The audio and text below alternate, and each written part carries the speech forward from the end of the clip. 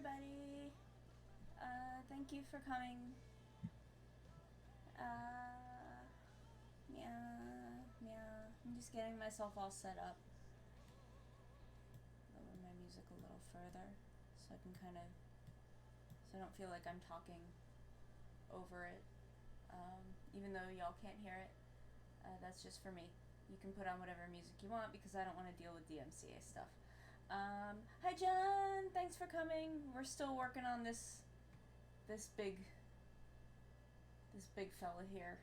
This large. We're gonna be working on these two tonight.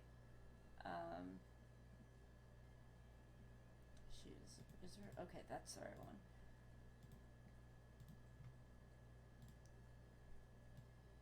We're gonna be working on these two tonight. Maybe this last one, but I make no promises on that because we're not feeling very good. This is an Exalted. It's a different tabletop than D&D, but it is someone's tabletop party. They're huge party.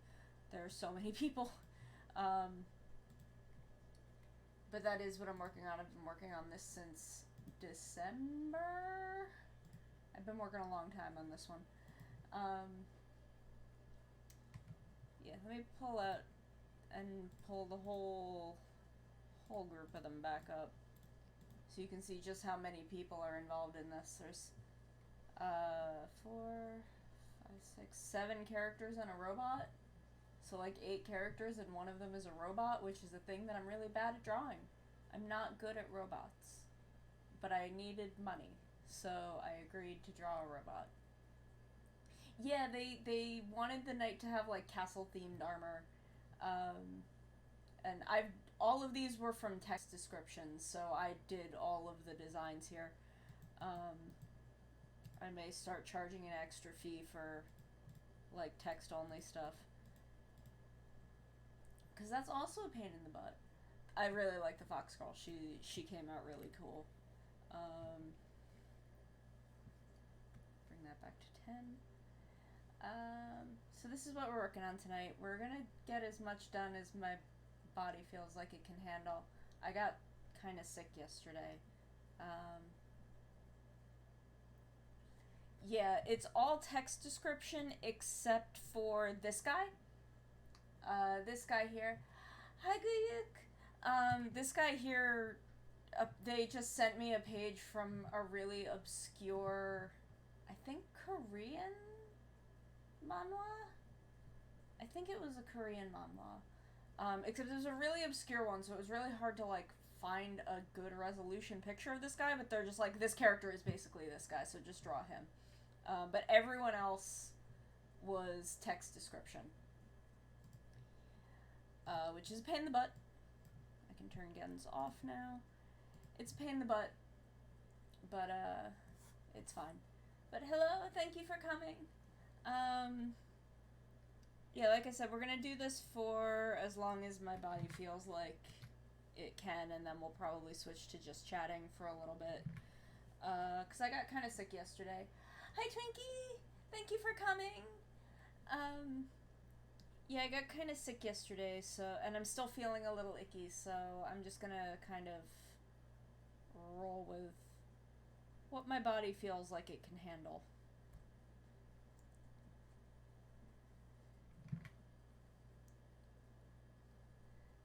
So we're gonna just work on this for as long as we can. I want to try and at least get two more of the cast inked. This is going to be our Wednesday project for the foreseeable future. Thank you. I have a big 40-ounce bottle of water here that I fill up regularly. Hi, Drez! Yeah, thank you for stopping in while you've got a minute. I know you'll be back later, but I know you're still at work.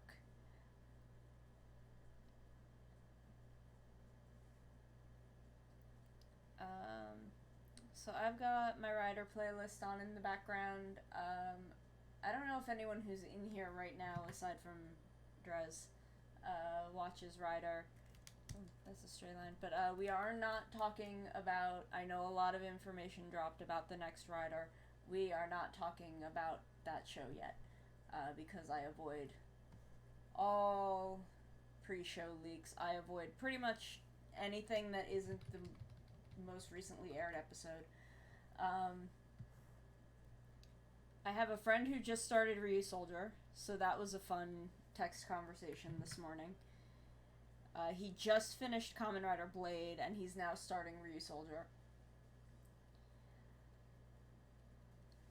I forget what Sentai he was watching. He might have been watching Lupot before this. He might have been watching Lupin Ranger versus Pot Ranger. I think that might have been the last Sentai he was on. I don't remember. Yeah, it is a, like, bannable offense in this chat. I work really hard to stay as blind as possible. But I think the only person, like, the only person who wasn't, like, pre-VTuber part of my community that watches it is, Surtur, and I don't know if he's here. Jen, we're talking about the thing I always come into Gada's chat and talk about. Twinkie, thank you for telling me to stay hydrated. I promise I'm drinking water. But yeah, I'm talking about that thing that I always talk about in Gada's chat that I derail conversations with. A lot of information about the next Rider just dropped. Yes, we're talking about Kamen Rider. And Super Sentai, I talk about both. But a lot of information about the next Kamen Rider dropped last night, and I don't want to know any of it. I work really hard to go into every show blind because leaks have been a very prevalent thing in the fandom for many years, as long as I've been part of the fandom. But this isn't so much leaks as there was a press conference last night that introduced all of the actors and the suits and such. But also, like, magazine leaks have always been a thing and such. And it's... we'll get there one day. But the problem is, over time, seeing those leaks and dealing with the fandom reacting to those leaks has had a pretty negative effect on my viewing experience. I find I have a lot more fun if I go in kind of as blind as possible, and my first experience isn't tied to other people's reactions. I feel like I am able to enjoy and have a clearer perspective on what I'm consuming that way. Unfortunately, our fandom is garbage about spoilers, so it takes a lot of work. It's actually more effort to not see these things than to see them. So I have to expend a lot of energy not seeing these things.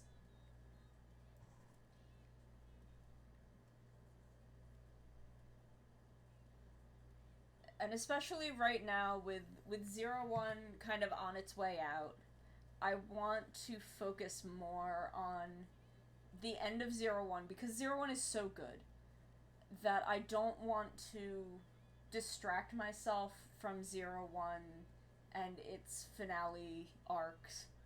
Because we're in the last 5 episodes now. We have 5 episodes left.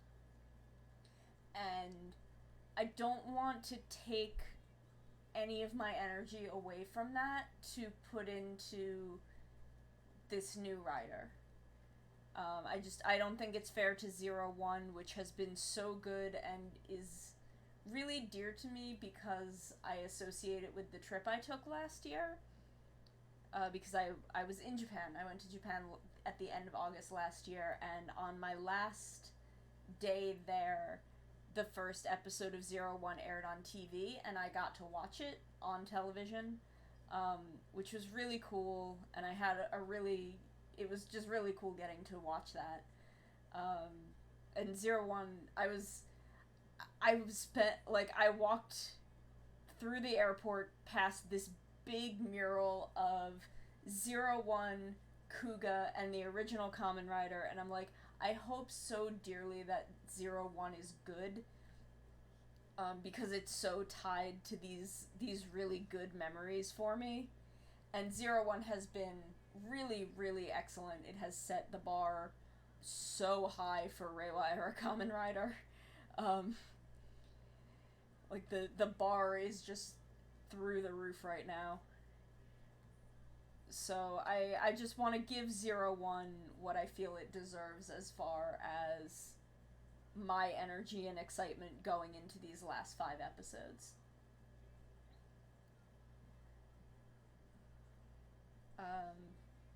But yeah, so anyway, 01 is good and took me on a wild roller coaster of emotions watching episode 40 last night. I cried a lot. It was a very emotional episode. A lot went on. Like, 01, you can't play me like that. I'm old. I'm old and my heart can't take it. But I'm so excited. I'm so excited for just what the end of this show will bring, because it's been so good. And I'm gonna miss it. I'm gonna miss it a lot. But, like, it's been so good that I'm both excited and sad. Drez and I watch these episodes together every Tuesday, and we do it on, we watch them on a Discord call, so he could hear me crying the entire time. It was very funny. But also, yeah, no, just 20 minutes straight. 20 minutes straight over robots and bugmen. That's actually where the joke of my Twitch username, Karate Bugmen, is kind of the fandom tongue-in-cheek shorthand for Kamen Rider. And Karate Bug Mom is I changed man to mom, because I've been known as the fandom mom for many years now. So many years. Since Forze, which was 2012? 2012, I think, is when Forze aired. So many years. Many years have I been known by this name. Or by I've been the fandom mom for many a year.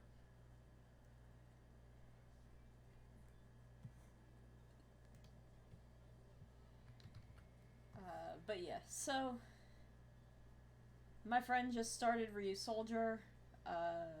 He's in love with Asuna, which is correct. That is the correct emotion to have regarding Asuna, because she's perfect. I cannot wait for him to cry over Nada, because we all cry over Nada. My boy, my beautiful son. I can't believe Ryusoulger did me dirty like that. Nada was a wild roller coaster of emotions. Like, I liked him, and then I didn't like him, and then I really didn't like him, and then he was my best baby boy forever. And I, to this day, have big, horrible emotions over Nada, because my heart can't take it.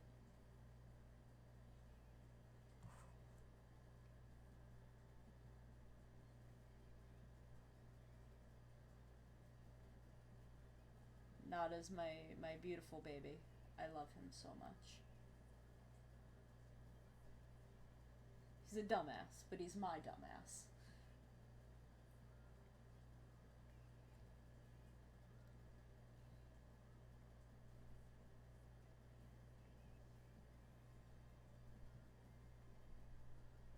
Ryusoulger was a good show.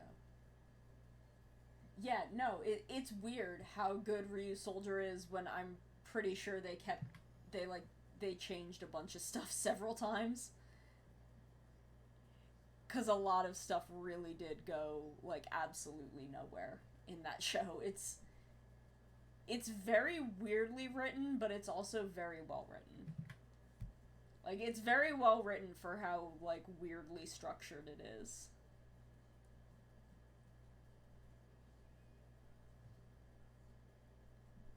Because it is a very weirdly structured show, and they just introduce stuff, like, out of nowhere, and sometimes it's important, and sometimes it's not.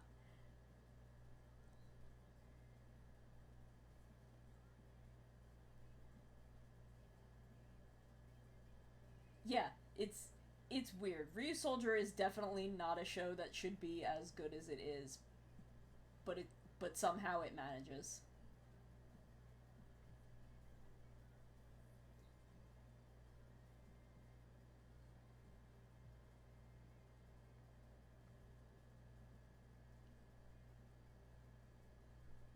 Yeah, bring back the Prime Minister, Toei, you cowards. Please explain what's up with her. Because I don't, like, I'm not sure, like, how old she is. Because she's older than Bamba, because she talks to him like she knew him, like she babysat him. Because not a Byun Byun, because he has a pure and beautiful heart. And you can only Byun Byun when you have a pure and beautiful heart. That's, I don't make the rules. ToQger makes the rules.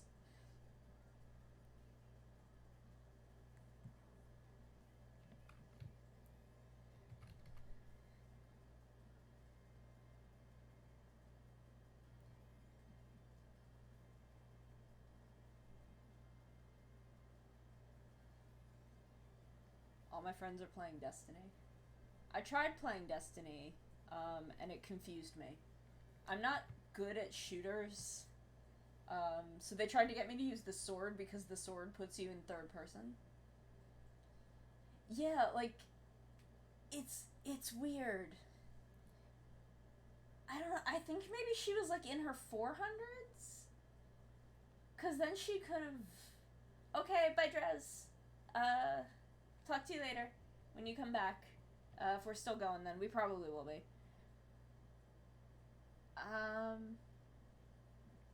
But anyway, yeah. Ryusoulger is a good show, though. I'll drag all of you kicking and screaming into Tokusatsu if I have to.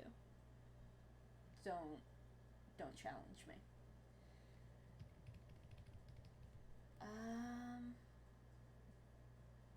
Yeah, yeah.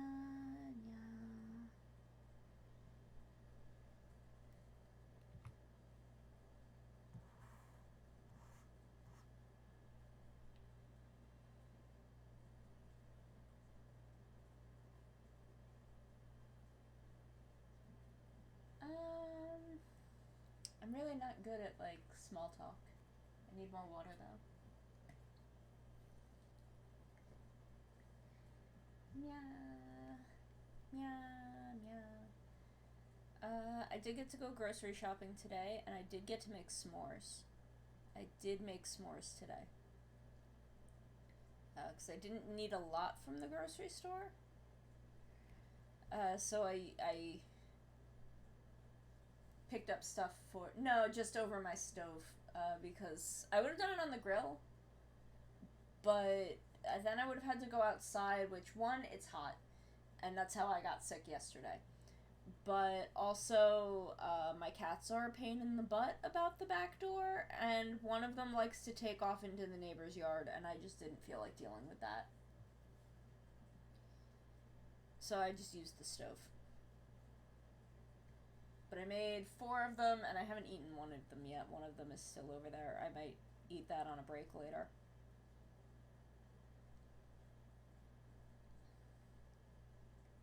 Cats. Like me.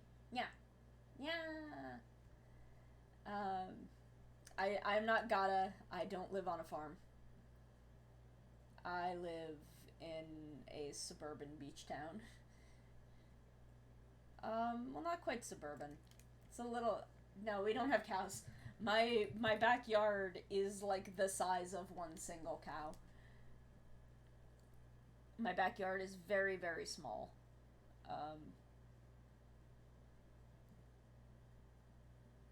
But I live in, it's not quite suburban. Um, it's, where I live is just past rural. Because there are a lot of horse farms, or there used to be. So, there are still some in places, but a lot of where I live used to be horse farms. So I do live in like a very rural, farmy area, but uh, not quite that rural.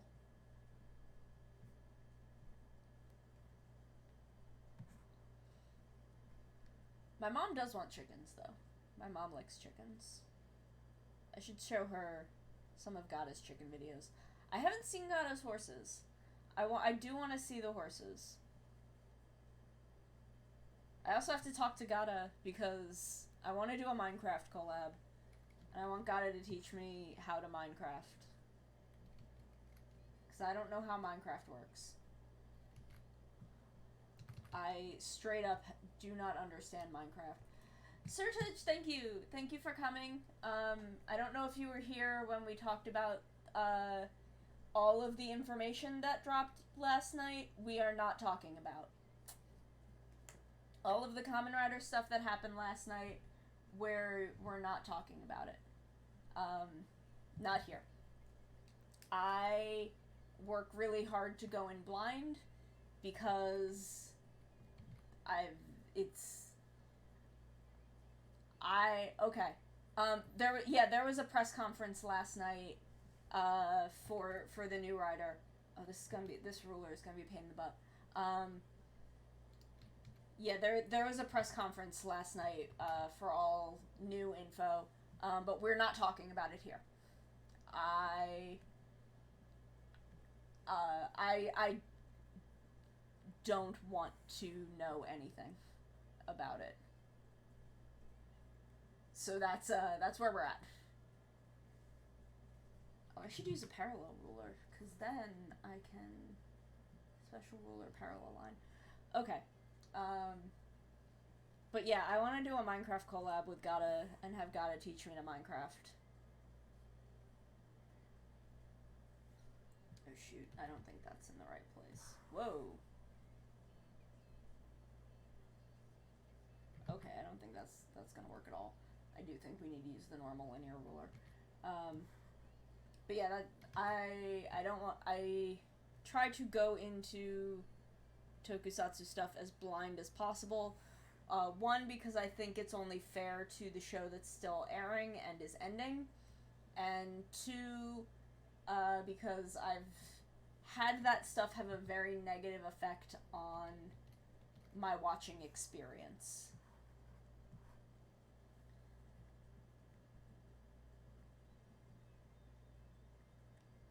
So, I will not be discussing it. Whoa. Whoa. How big was that brush? Why is my touch sensitivity not?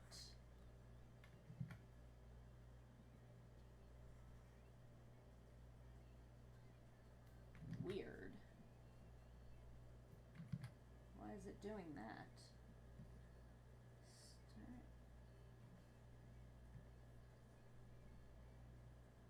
Whoa. 10. 10.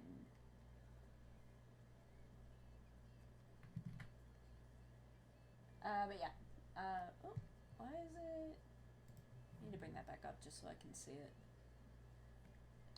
But I want Gada to teach me how to do Minecraft. Why is my touch sensitivity being funky?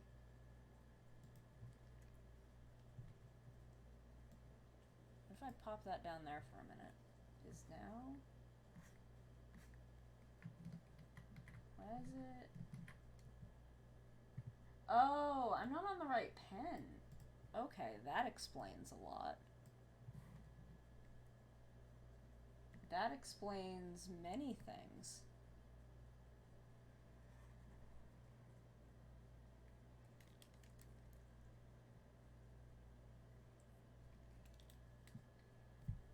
Because I have no proper understanding of Minecraft. I just don't get it. I don't get Minecraft. But I do know that you can do crowd control with Minecraft. So I'd like to do actually a couple of Minecraft streams with Gata. One of which would be crowd control.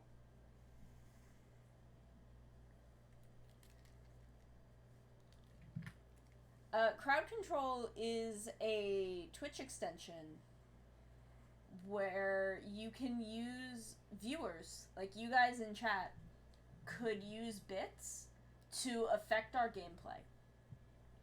I've mostly seen it used in stuff like Mario and Link to the Past. Like Super Mario World and A Link to the Past. And like in that you can like make there be ice physics, or you can like blur the screen or make it darker or stuff. It's really crazy and wild and a lot of fun. And I'd love to do something like that. I think that would be a lot of fun.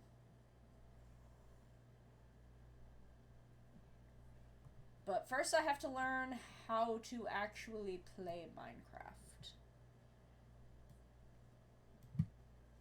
So I need to talk to Gata about us doing a Minecraft collab. So I've never played Minecraft in my life. And I don't understand it at all.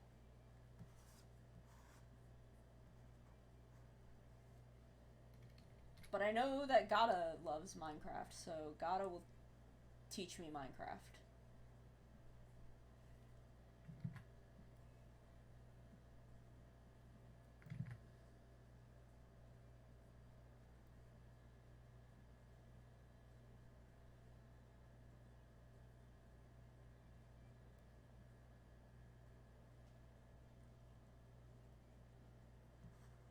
Serge, have you watched episode 40 of Zero One yet? Because we were talking about, how much I reacted to that. I had a lot of reaction. I love Zero One.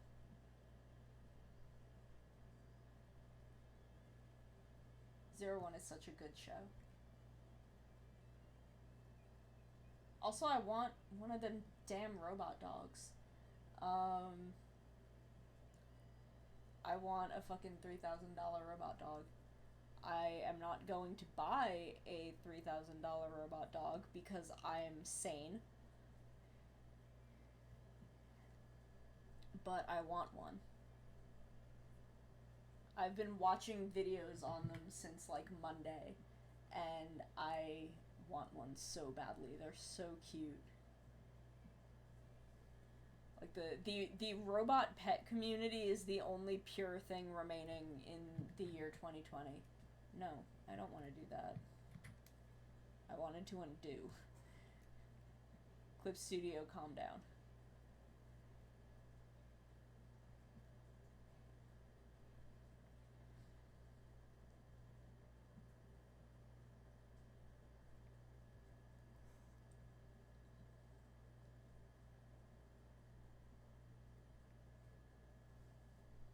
Also, tomorrow, I will be on Minty Plus.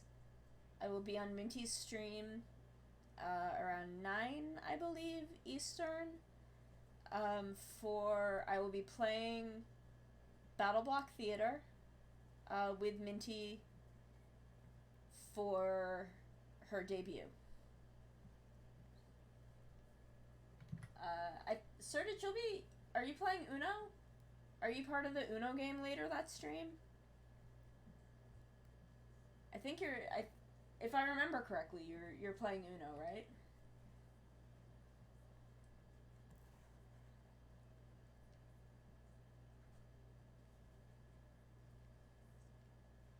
Did my chat, like, die? I don't know what's happening. Let me check it over here. No, okay. Yeah, no. Now I gotta do big curves. I don't really want, I hate big curves. But that's what rulers are for. Like, I did that one, and it's all wobbly, and I'm not really happy with it.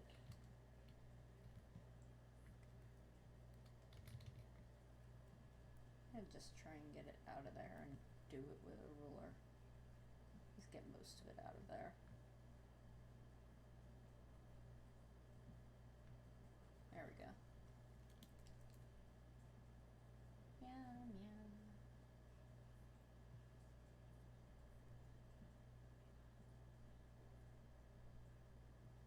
Climax Jump is one of my favorite Kamen Rider openings.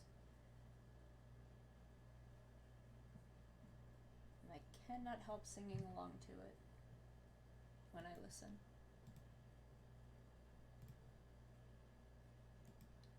Because it is very good. It's a very good song.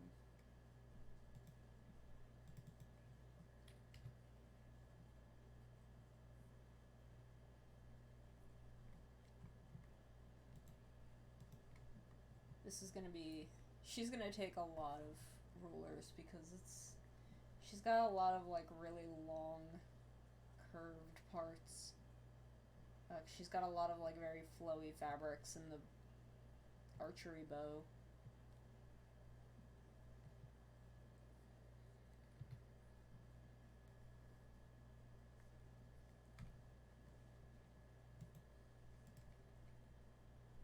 Yeah. I do love the Denliner form Climax Jump. Because when Ryutaros raps, he misspells the word yeah, and it's very funny. And I love him. Someone tried to argue with me once, like, they showed me, like, typed up lyrics of the song, being like, no, look, it's spelled correctly, and I'm like, those are typed up lyrics where someone could have corrected it. It's not how it is in the song. So the joke is actually that he's giving a big ol' yeehaw.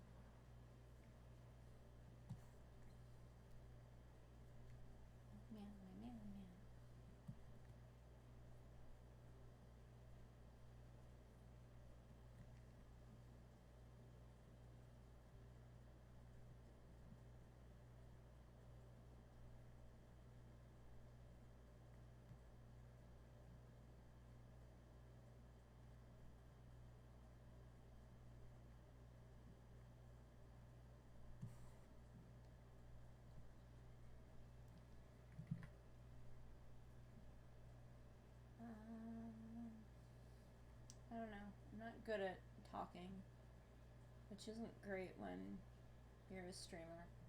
I need to get better at, like, chatting with myself. But all I'm good at talking about endlessly is Kamen Rider, so that's just where we're at.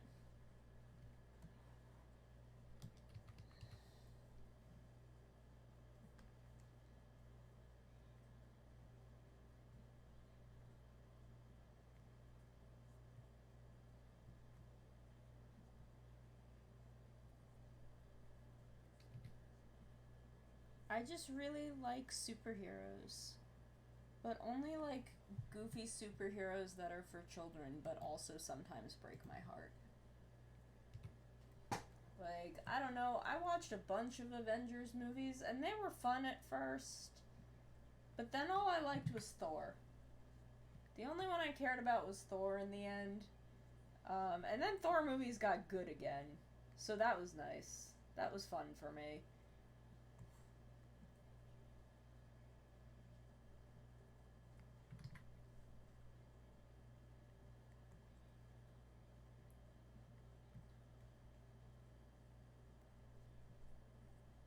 Thor movies getting good again was a good time. I really liked Ragnarok.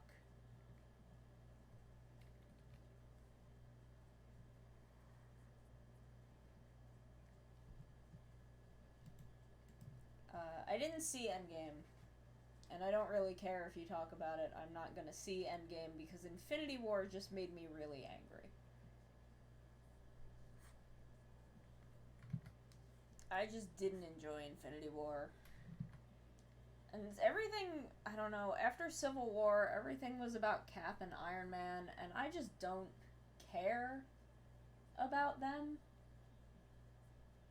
Like, I liked Iron Man for a while, but I just don't care now.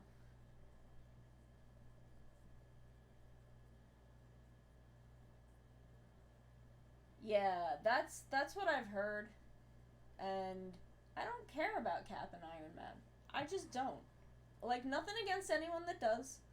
Everyone's allowed to like what they like. I just don't care about them, so it was hard for me to pretend to be invested at that point, especially because I just really didn't enjoy Infinity War.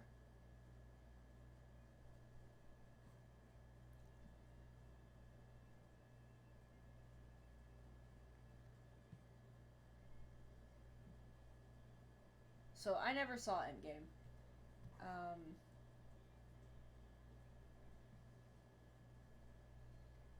but I liked a lot of the individual movies. I never particularly cared for Avenger movies. Um, though I've only seen the second Captain America movie, which I did enjoy. I enjoyed Winter Soldier,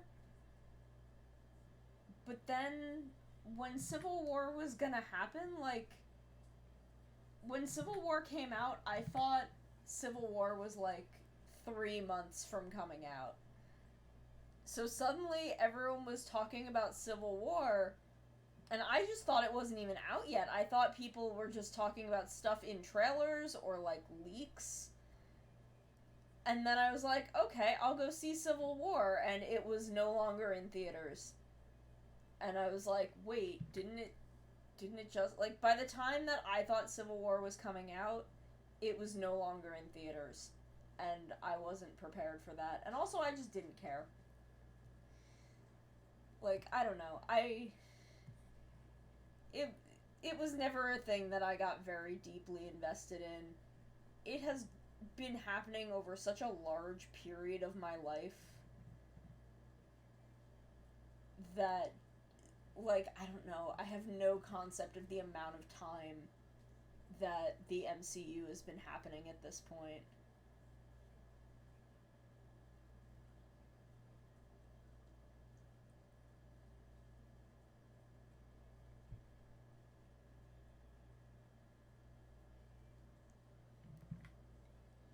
I'm also just bad at seeing movies.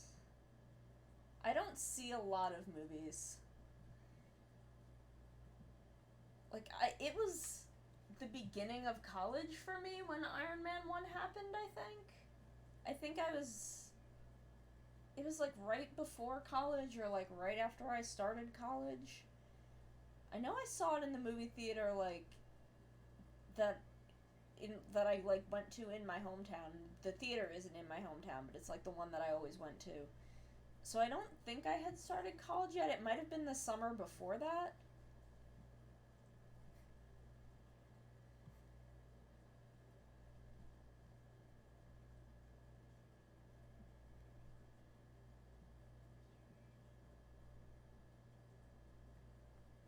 Um,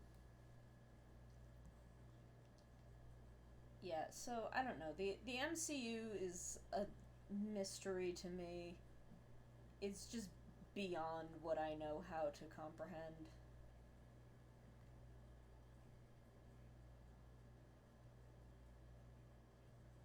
But again, like, I'm also just bad at seeing movies. I don't see a lot of them unless it's one that I'm like really excited for. And then I'll go see it like with some friends. And then I'm almost always ultimately disappointed in recent years. I was excited for The Lion King, and I was excited for Cats, though I expected Cats to not be good. I knew that wasn't going to be great. And I knew, like, Lion King wasn't going to be great, but I expected it to be at least something interesting, because I haven't seen a lot of the Disney remakes. I have not. The only other one that I've seen is Aladdin, um, which was not good, but it wasn't bad. It offered at least some interesting new ideas, and that's what I was expecting from The Lion King. Where even if it wasn't like, because blah blah, bad CGI lions. I don't care about that so much. Um, it's honestly like the least interesting criticism of Lion King 2019 is hyper realistic CGI lions. My problems with The Lion King were that nothing changed. It was 99% a shot by shot remake of the original movie, except for the parts that weren't, which weren't different enough to actually mean anything to the story. So it made, like, the visuals weren't actually Uncanny Valley to me. It was the uncanniness just came from the fact that these were really well rendered, hyper realistic CGI lions in really cartoony situations where they weren't allowed to emote as much as the script required. But the real Uncanny Valleyness of The Lion King 2019 comes from the story, like the actual narrative, the actual written text of the story being so close to the original, but being like 3 inches to the left. And that was what was like super weird and uncomfortable about that movie for me. Because you have stuff the Shenzi stuff was interesting. I did actually, the one thing that they did add to the story that I liked was a little bit of expanding Sarabi's part, where, okay, so a thing that was in the original script for The Lion King and is in the Broadway musical is a sequence called The Madness of King Scar. There is also an accompanying song in which Scar hits on Nala. Like, Scar tries to force Nala to be his queen, which was cut from the original movie, but is in the Broadway musical, and it's a really crazy sequence.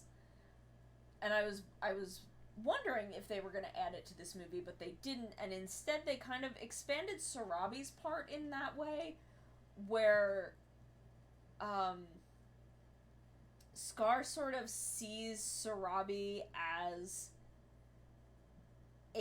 like, being lion married, I guess, to Sarabi as kind of an indication of his position as king, where I guess Sarabi and Mufasa did technically, like, lion marry for love. But I guess Scar also, like, carried a torch for her, and there's, like, a whole, it's not something that's a big part of the story, it's just something that is a few lines long that Scar brings up that I just actually thought was interesting, and kind of added some nuance to Sarabi and to her place in the story.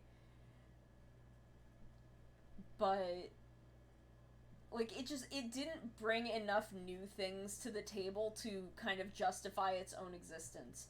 Where, like, I haven't seen Beauty and the Beast, but I've heard a lot of things about Beauty and the Beast, and, like, it's very different. It's a very different story than the original Disney animated film.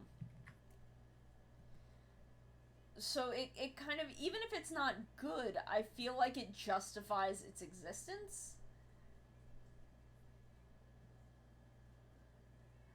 Yeah, like, But The Lion King was nearly a shot-for-shot remake of the original, and that lack of any added anything at all added to the story, just it doesn't justify them making this movie.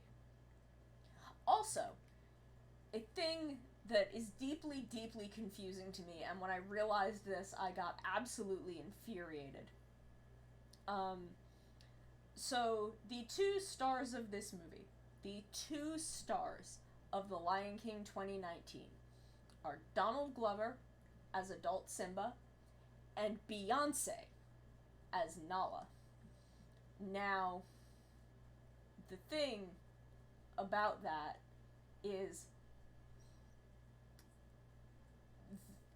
neither of them have like adult Simba sings a little bit of Hakuna Matata, and then Can You Feel the Love Tonight. Adult Nala only sings Can You Feel the Love Tonight. They added a song that is not sung by Nala. It is a non-diegetic song that Beyonce sings, but it is not sung by Nala. Now, again, the stars of the movie are Donald Glover and Beyonce. Now, in the Broadway show, and Disney would have access to the songs from the Broadway show, they own those rights, both Nala and Simba, as adults, have solos. Nala has one immediately after the madness of King Scar, about her leaving Pride Rock.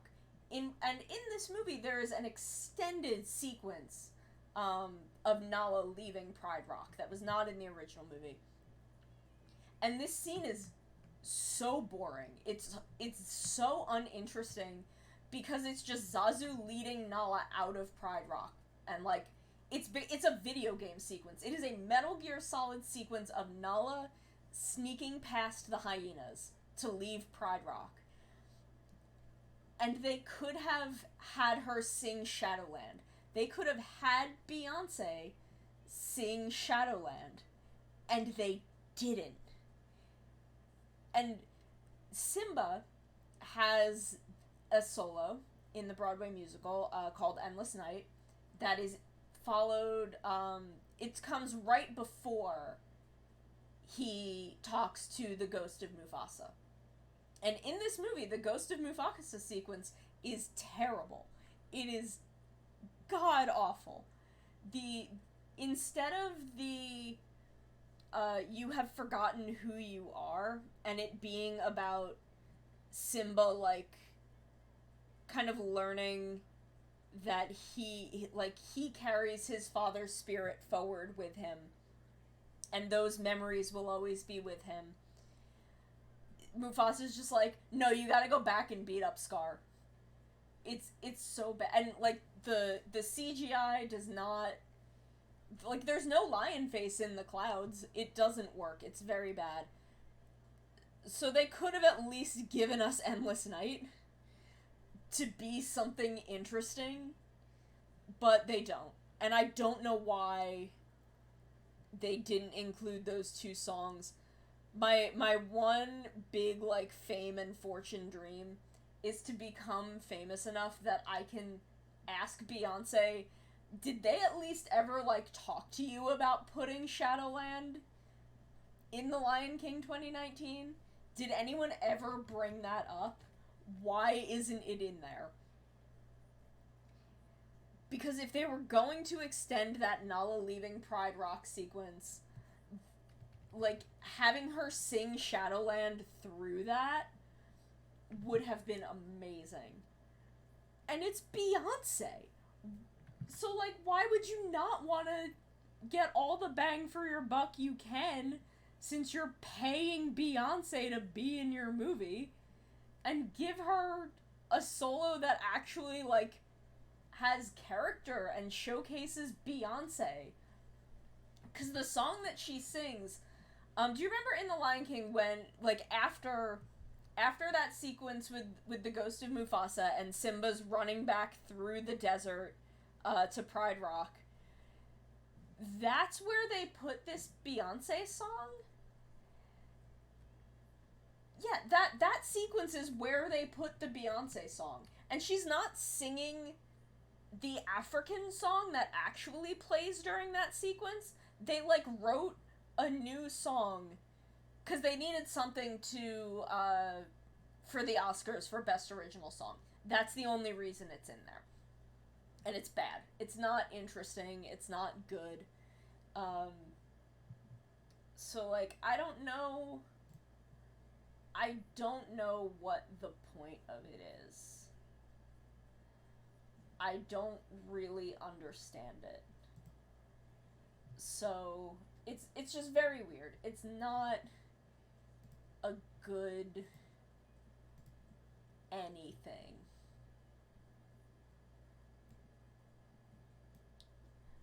It's just really, really a problem. It's really upsetting because I really was excited. Like, I knew it wasn't going to be amazing, but I thought it would at least be interesting, and it wasn't. Where, I don't know, I was excited for Cats because I like Cats. I like Cats the musical. And I don't know what I was expecting going into it. I knew it was gonna, like, I had seen the trailers. I knew it was gonna be weird looking. Which, again, is, like, the most uninteresting criticism of that movie. There are so many other things you can talk about when it comes to that movie that are so bizarre, but, like, every reviewer treats it like it's not an adaptation. They treat Cats like it's not an adaptation of a stage musical. They treat it like it's its own property, and it's just very weird. I don't know if anyone here saw Cats when it came out. If you didn't, I don't blame you. It's Cats in general is not for everyone, but it is for me. It's a thing that I love dearly. For no real reason other than I just do. And that's just where we're at. But, okay, so Cats is the sort of musical where there is no spoken acting between songs. Hi, Kai! I saw it, like, right before the pandemic happened. But Cats, as a stage musical, does not have spoken dialogue between numbers, which the movie doesn't either. So all musical numbers are in dialogue with each other. Or, like, are dialogue within themselves. So, the linchpin emotional backbone number of Cats, which I'm sure everyone knows, is a song called Memory. It's beautiful. It's a beautiful song. I would absolutely watch the performance from the 98 recording of the stage musical, because that climactic moment of Memory is great. In this movie, again, they had to make a new song so that they could throw it at the Oscars for Best Original Song. And they add a song called Beautiful Ghosts, which is a lovely song that shouldn't be in this movie because it is a response in dialogue to Memory. And Memory is all about this old cat who is, like, past her prime and just wants to be loved, and she wants to move past the mistakes of her youth and be loved. And this song Beautiful Ghosts is in dialogue with memory, and it's essentially, well, at least you have nice memories. I'm an orphan that got thrown out in the street. My problems are worse than yours. And it's just like, what? What? What? I got like, I am the only one of my friend group who went to see it together, who was familiar with Cats. So I was sitting next to my friend Suri, and I, like, when Beautiful Ghost starts, there, very early in Beautiful Ghosts, there is a line that's, at least you have something to cling to. And I just, like, I silently, yeah, Grisabella is basically just there to be sad.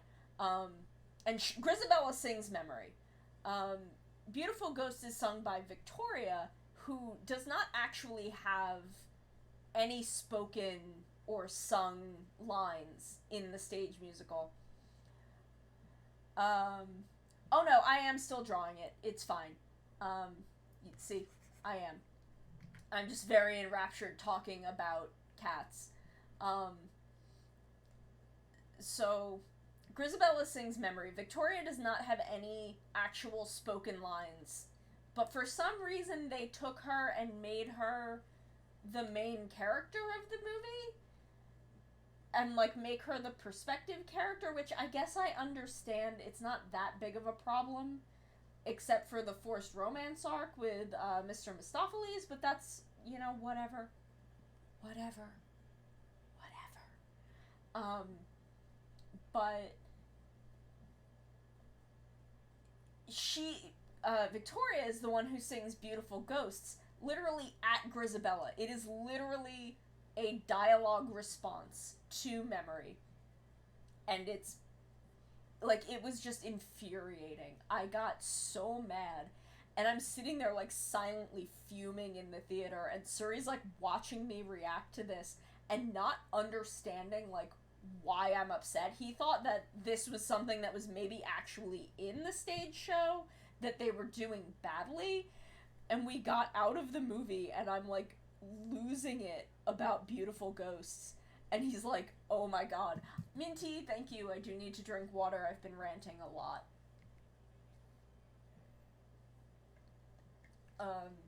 And I went absolutely berserk over this musical number because it completely undercuts the emotional climax of the story. Thank you, Minty. I do need to stay hydrated, especially since I got heat sick yesterday. I do have my big bottle of water. Oof, that's a bad line. But I'm just ranting about cats because it was disappointing, and not in the ways that I thought it would be. Like, I was ready to be disappointed. I knew.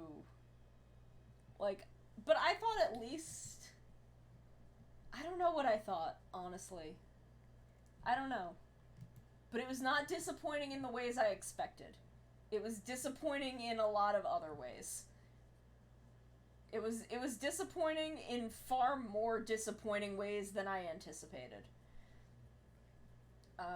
Yeah, Minty, the thing about Cats is I actually really like Cats the musical, like the stage musical. It's a thing that I actually really like. And I knew that this movie wasn't going to be, like, good. But it wasn't... And it wasn't. But I thought, like, I don't know, it was not disappointing. It was disappointing in unexpected ways that were more disappointing than what I anticipated.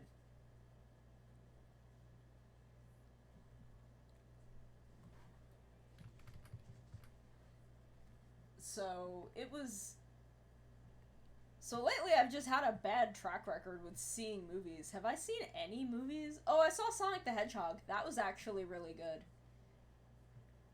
I mean, it wasn't like a perfect change your life cinema experience or anything, but it was fun. It was like it was a really fun kids movie.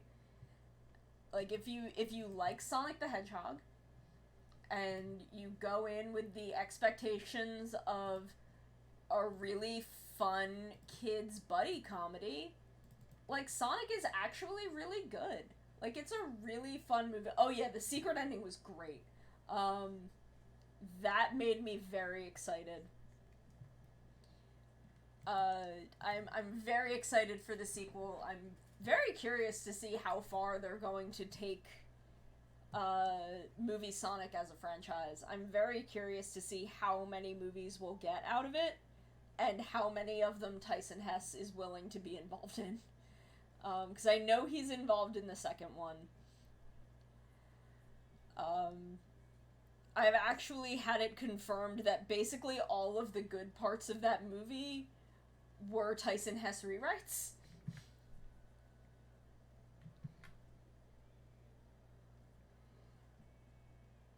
Like every good thing about that movie was part of the rewrites.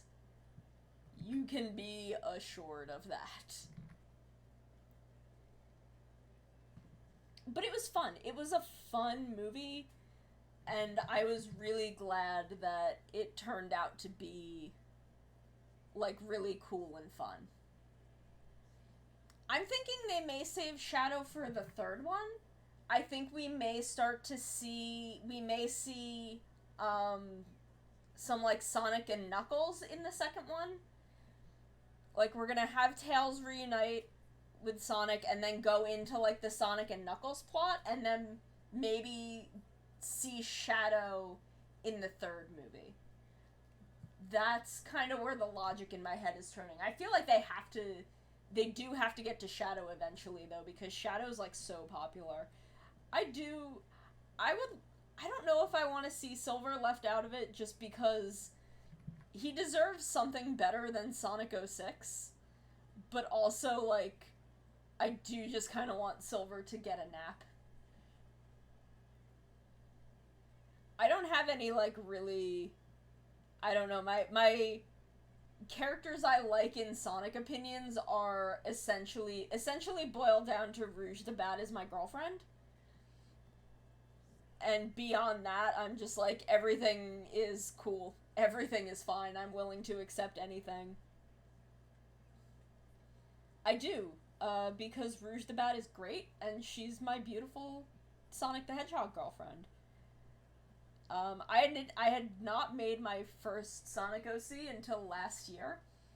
My very first ever Sonic OC I made last year, and she's a cat that runs a casino in Casino Night Zone, and she's a bartender, and also she does some spy work and is an informant, and she's dating Rouge the Bat, and she's great. There is a Sonic tabletop that someone made, and I want to play it really badly. I know that Gada's talked about it on his channel, so Jen and Kai have probably heard about it, but I want to play it. It looks really fun. But I'd have to find time primarily, because I'm sure I could get people to play it with me. Because like Gada exists. I know Gada would play it with me. Like I'm sure me and a tabletop role-playing game themed around Sonic the Hedgehog. I think it's called Rings and Running Shoes, and it's I've read the the rules and stuff, and it's very, very cool, and I want to play it, but my god, I do not have time. I do not have time to take on another tabletop campaign. I am already in like 2.5. Well, technically 3.5. My Sunday game, I have my Sunday game. I have a game on Fridays that I play with Dresden and a few others. where we actually are switching back and forth between two games. One is being DM'd by Dresden, and one is DM'd by another member of our group. And then I sometimes play an NPC in my my DM for my Sunday game DMs another game on Tuesdays or Wednesdays, and I have an NPC that is going to show up sometimes in that game. He's shown up once already, and he will show up some other times. My Sunday game, if you all want to hear about this, Jen has asked to hear about my tabletop games.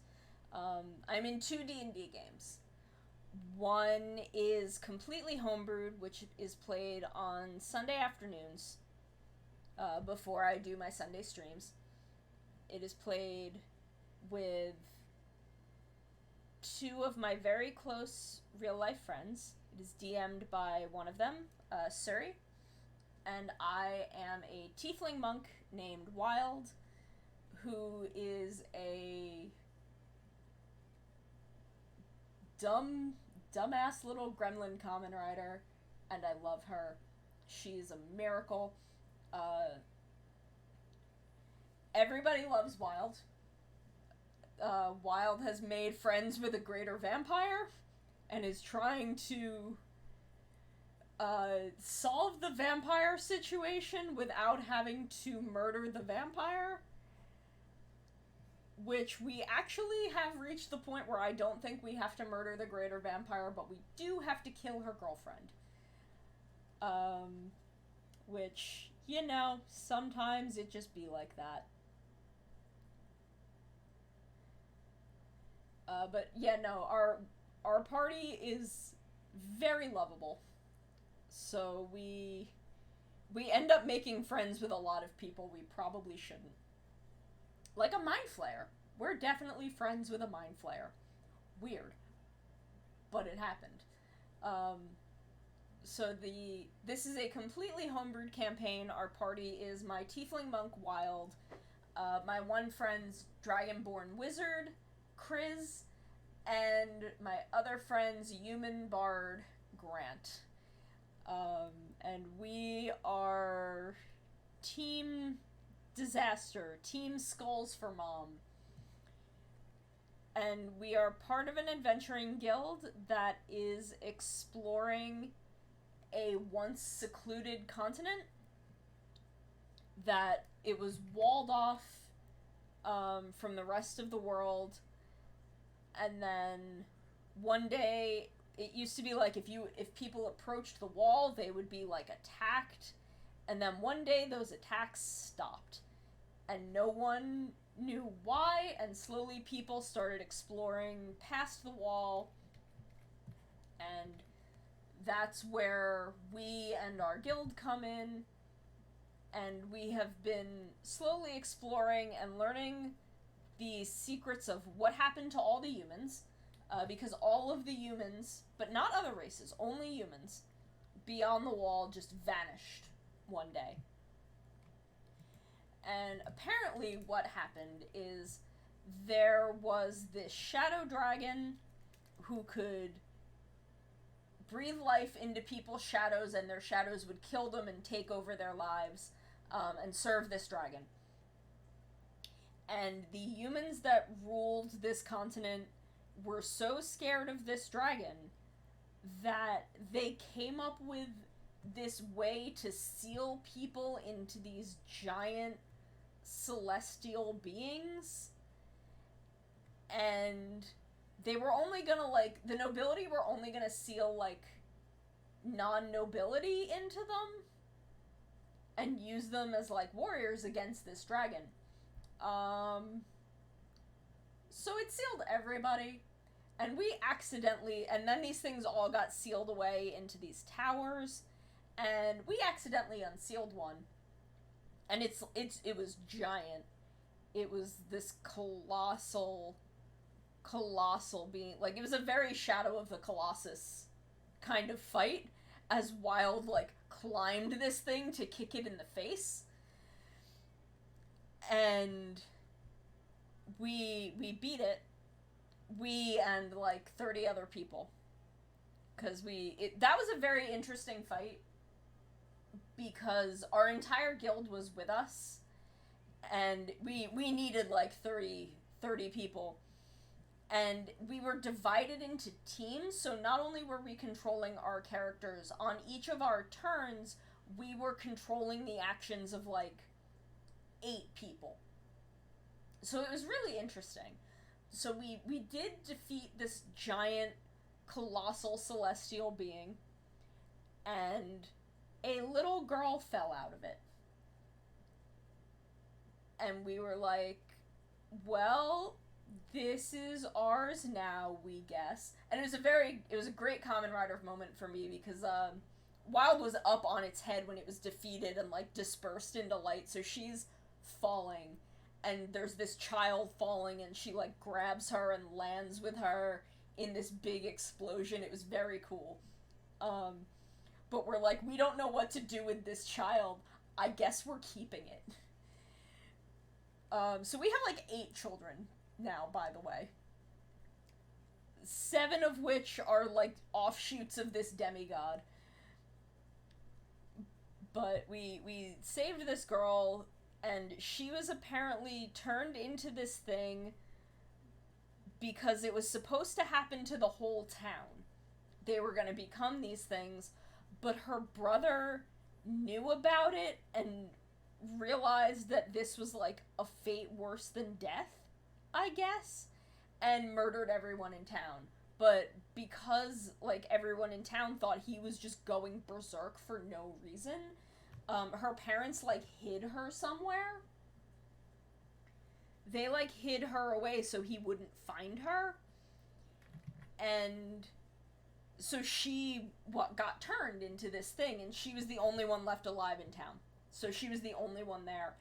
And we realized afterwards that means that this continent that had like 1 million humans on it were all each individually turned into one of these giant colossal celestials. And we're like, oh no, we can't deal with that.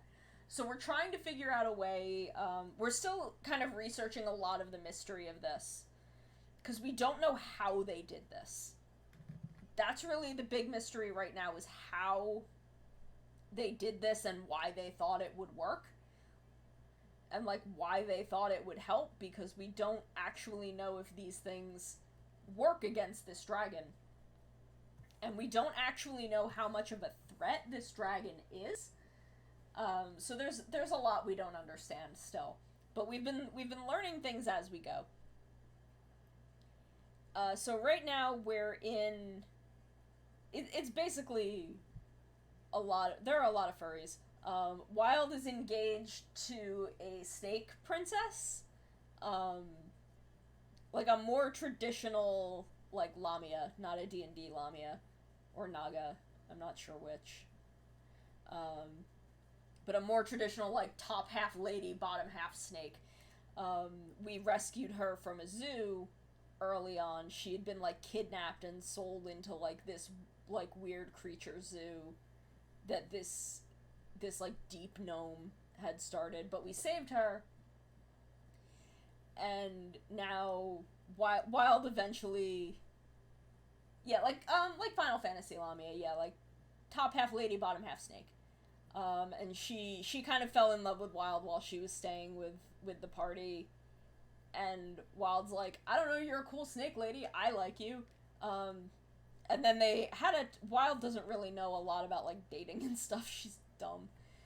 The thing about Wild is a tiefling who was raised in a monastery full of elves. She was left there as a baby. She was raised there. She was raised as though she was an elf, so for the first, like, 12 years of her life, she thought she was some kind of weird drow. And then at one point realized, I think I am not an elf.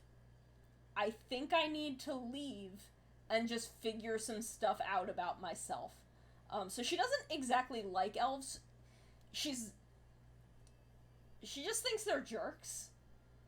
Like, any elf that she meets that she, like, actually talks to, she's like, okay, this elf is fine. Elves as a whole treated me pretty bad, so they're kind of jerks. But she kind of left and took off into the woods and just kind of tried to figure anything out, and she basically did that by fighting anything she came across.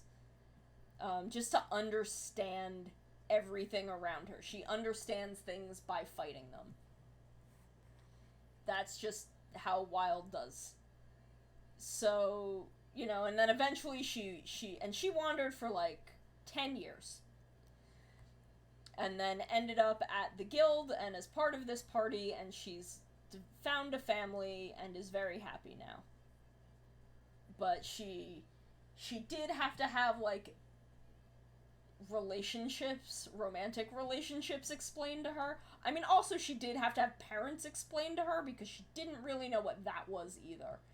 And now she calls our guild leader her mom. Or really everyone's mom, but she just refers to her as mom, and our guild leader's just like, that's very sweet. I will accept this because I don't know how to argue it. Because they explained what a mom is to Wild, and she's like, well, that's Maggie. That's what Maggie does. Maggie is our mom. And Maggie's like, that's very sweet, and I don't know how to argue this, so I will just accept that I'm your mother now. So, Wild's girlfriend explained girlfriends and marriage and stuff to her. And then at the end of the Snake Town arc, where we solved a political conspiracy, Wild proposed, which was very cute.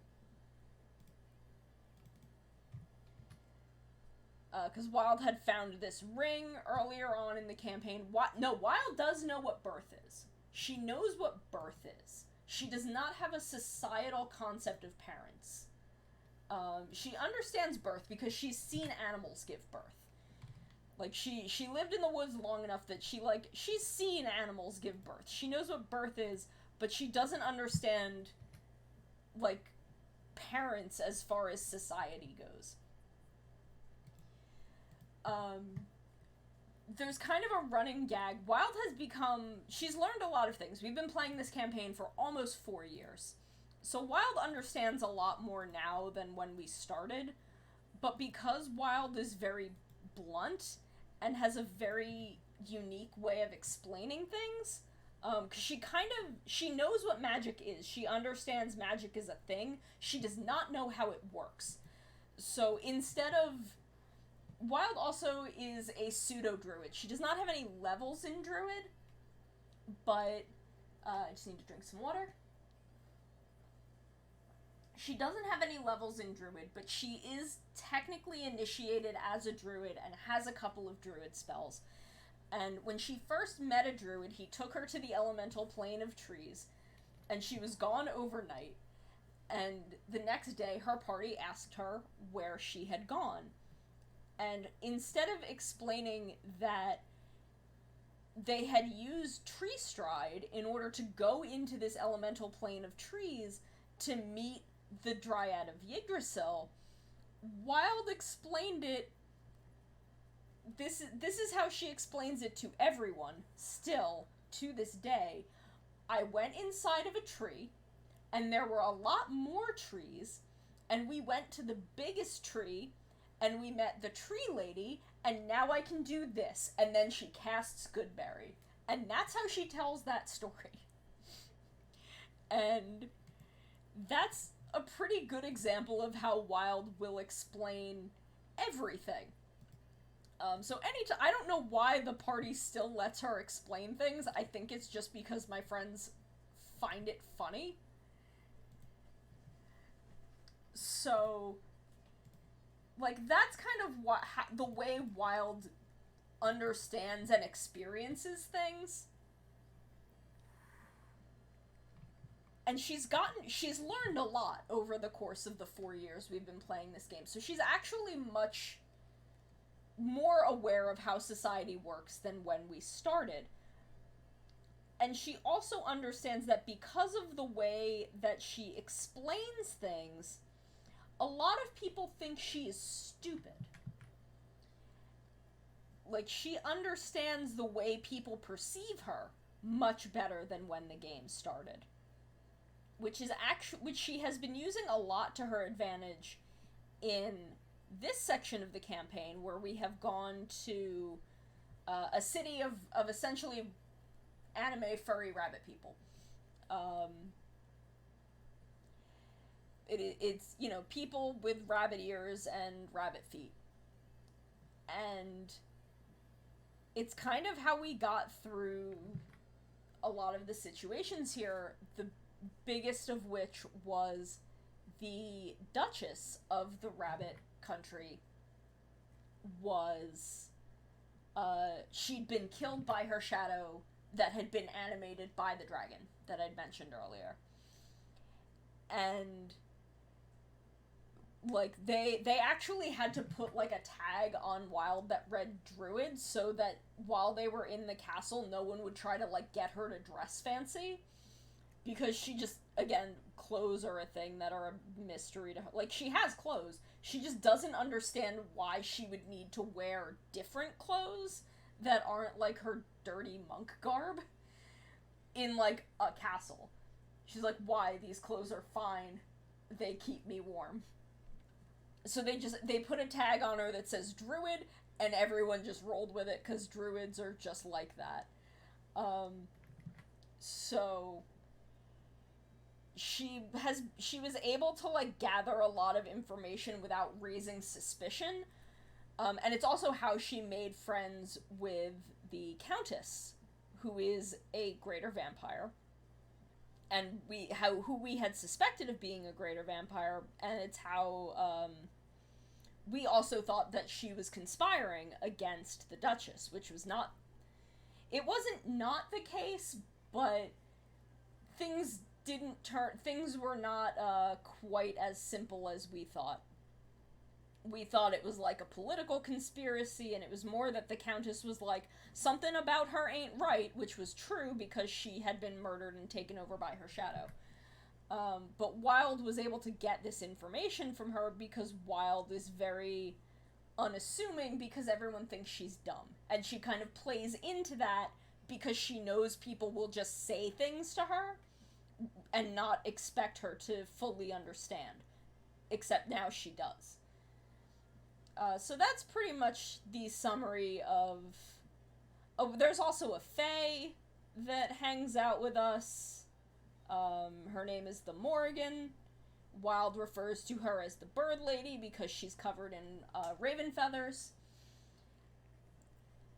And Grant dies a lot and has his soul pretty much duct taped to his body by a lesser god of the written word who needs Grant to save his sister. So Grant got killed by a vampire recently. That was fun. He got better. He's fine. So that's my Sunday game. My Friday games are run out of actual D&D modules. Originally, we were running Waterdeep. We were running crud, what's it called? I love my Sunday party. I love all of my parties, actually. They're all great. But Waterdeep Dragon something. What is it called? What's it called? I played it for a friggin' year. I should know what it's called.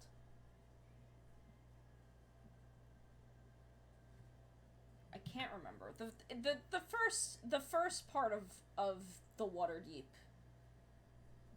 module.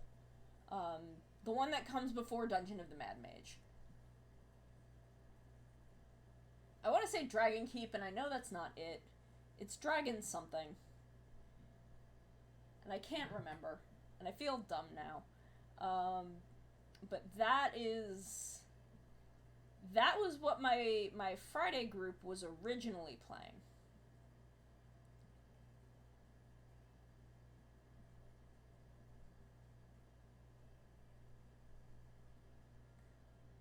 And that party was, well, it is. Thank you, Kai. I need to drink more water. In that party I play a Yuan-Ti cleric named Oro.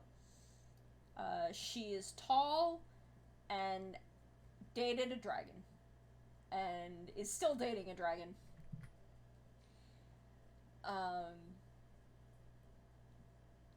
Javi is wonderful.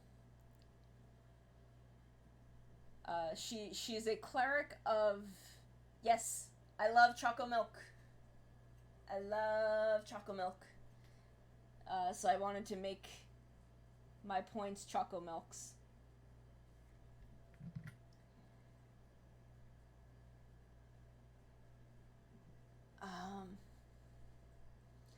Yeah, cleric of Choco Milk.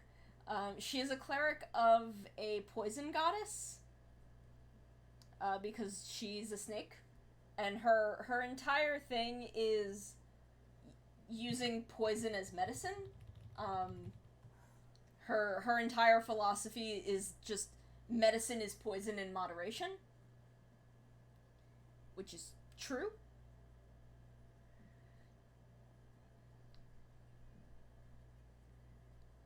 So she is under the impression that her goddess is not chaotic evil, and is just misrepresented, and her goddess is encouraging this because she is chaotic evil, but she wants more followers because that means she gets more power. But the rest of the cult is not quite as supportive of this. So they're trying to kill Oro. She spent a good chunk of her life running from them. And that's why she came to the city of Waterdeep, because Waterdeep has some pretty hefty law enforcement. And she's like, cool, the cops will keep me from being murdered. That was her plan. And she hates cults. Anytime there's cultists, she's like, fuck this. I came to Waterdeep to get away from this. And the party has taken over running an inn, because an inn and tavern, because that's part of what you do in Waterdeep.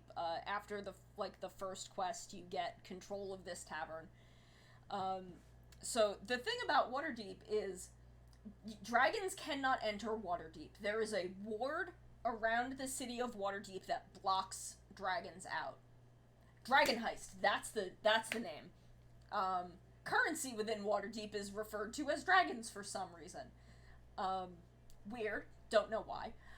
But she came to Waterdeep to avoid the cults, and she had been traveling with her significant other, who at the time she believed was a male Yuan-Ti barbarian that served Bahamut. And when she decided to go to Waterdeep, when she heard about all of this law enforcement in Waterdeep, she goes to Havilar and is like, we're gonna go to Waterdeep, we'll be safe there, we can start a new life. And Havilar was like, yeah, about that, and had to reveal that they were a silver dragon. So Oro's entire motivation while in Waterdeep was to, set herself up a home and a source of income, and then find a way to get a dragon into Waterdeep. She's like, I have to, and everyone found this out after. She kept this a secret from the party for a while, for a pretty long time, and that she had been sending messages outward, to Havilar, about, everything that was going on, and the fact that after a while the tavern that they run had been, attacked, and they were trying to find out who did it. And then she kind of didn't have time to contact them for a while. So eventually they get called by the city, because we'd been doing jobs for different guilds in the city, and our monk in our party, our Tabaxi monk Tori, kind of worked alongside the city guard. she took jobs from them, and we were kind of just given the stuff that no one else wanted to deal with. So eventually, that one day they call us and they're like, "Hey, there is a dragon in the bay just outside of the borders of the city. Figure out what's going on with that because it is freaking out the fishermen." So we go out, and like everyone's like kind of panicky because there's this dragon that is apparently causing problems. So the party's like, is this okay? Are we gonna be okay? And Oro's just like, I don't know what y'all are freaking out about. Dragons aren't that scary.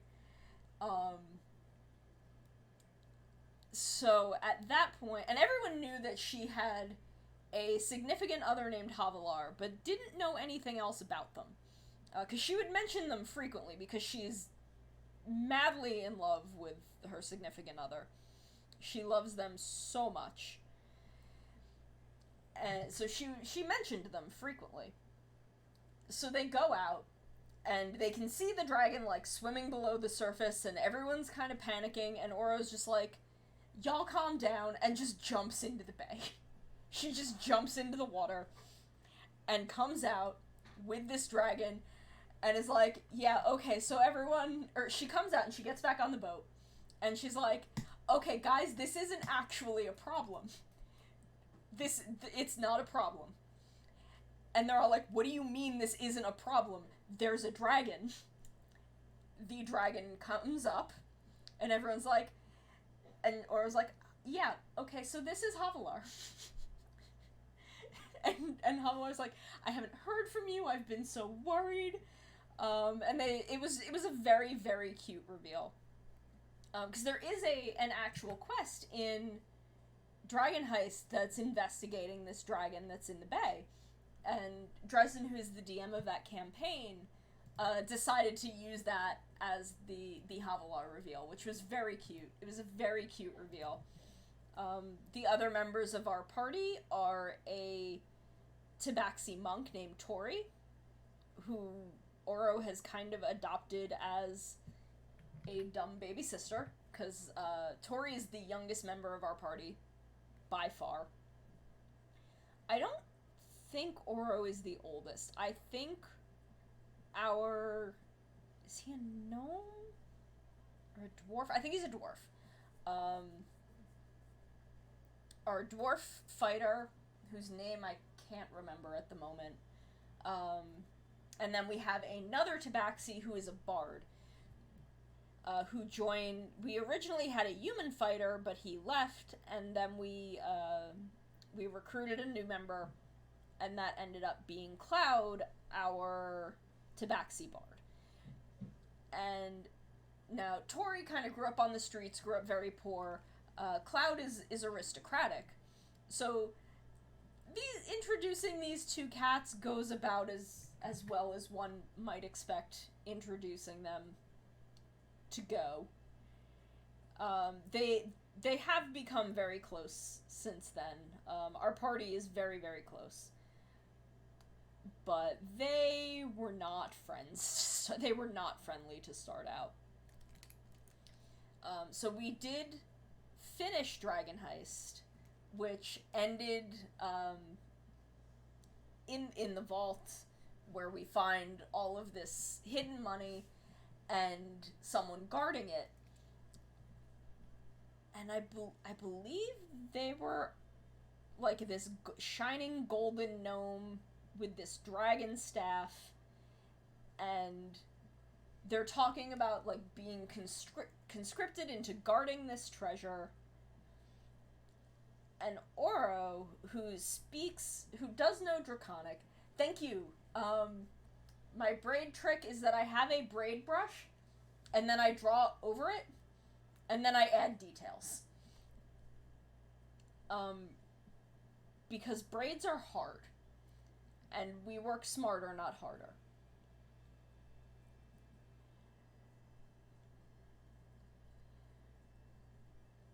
But Oro knows Draconic because she's spent so long traveling with Havilar. But her Draconic is not very good. She's fluent, but she's very obviously not a native speaker of it.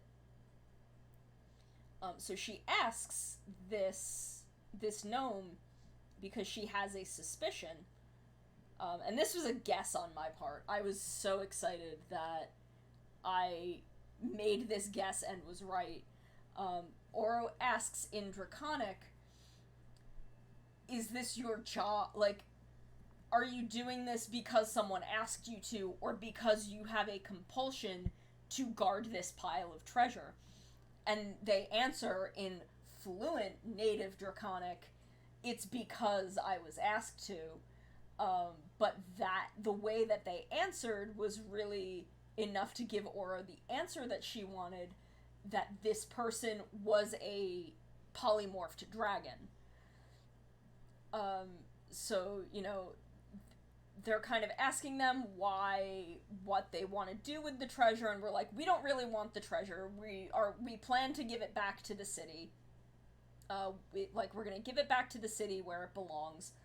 And she's like, well, what are you all getting out of this? Why are you doing this? And Oro's just like, I just want to find a way to get my dragon into the city.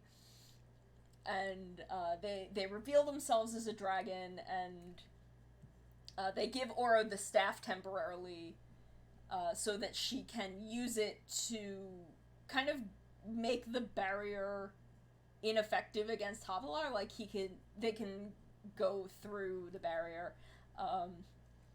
And Oro is just now friends with this ancient golden dragon that lives in Waterdeep. So, like, she ended Dragon Heist essentially with her character arc, or the main part of her character arc fulfilled. She was able to get Havilar into the city against the wishes of the law enforcement the head of law enforcement in the city, who really didn't want that, but Oro earned it. So when we started the second part of Waterdeep, which is Dungeon of the Mad Mage, and everyone, like, there are people asking the party favors to, like, go into this dungeon and seek out this treasure, and she's like, I have everything I want. I have a home and a business and my partner. I don't need anything. But the rest of the party's like, oh yeah, we're gonna do it.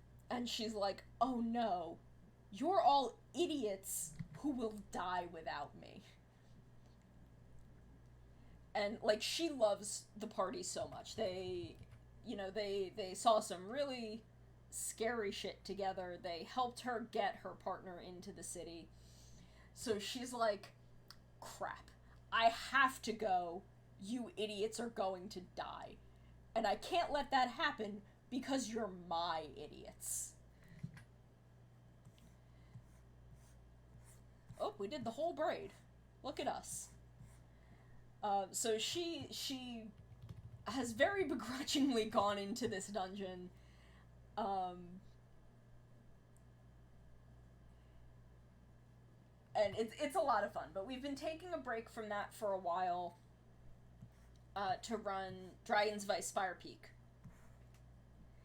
which in that I play an Aarakocra paladin, and Aarakocra are bird people. They're essentially like people with a bird head and wings, but not wings for arms. They have normal arms, but they also have like angel bird wings. And I play a magpie Aarakocra. A magpie Aarakocra paladin who serves a sun god who he is desperately in love with because the sun is just the biggest, shiniest thing.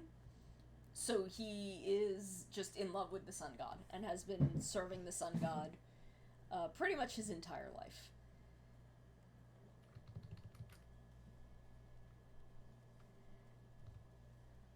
So he's in this. He's been getting a lot of like fun visions. My DM for this campaign has been giving him a lot of visions from the sun god about like what's been going on, and he's recently met like a cleric, I believe, of his god, who's going to start training him. And he's mostly just kind of doofy and chill. My original concept in playing him was Launchpad McQuack, but in love with the sun. But I couldn't figure out how to do that quite as well as I'd hoped, so he's not quite as dumb as Launchpad. But he's just kind of goofy. He's just kind of goofy and kind of rolls with the punches and just loves his new friends so much. We also have a Centaur Cleric, a Goliath? Is he... I can't remember if he's a Goliath or a Firbolg, and Drazen isn't here, but I think... no, he's a Goliath. He might be a fighter? Is he a fighter or a druid? I don't remember. I don't remember what he is. And then we have Dresden's character, who is a drow warlock? I believe warlock. Who we just learned is in the mob. So that was a fun reveal. Oh, how far are we on her? Are we almost done?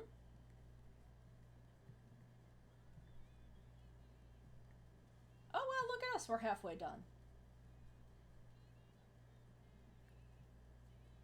Look at that.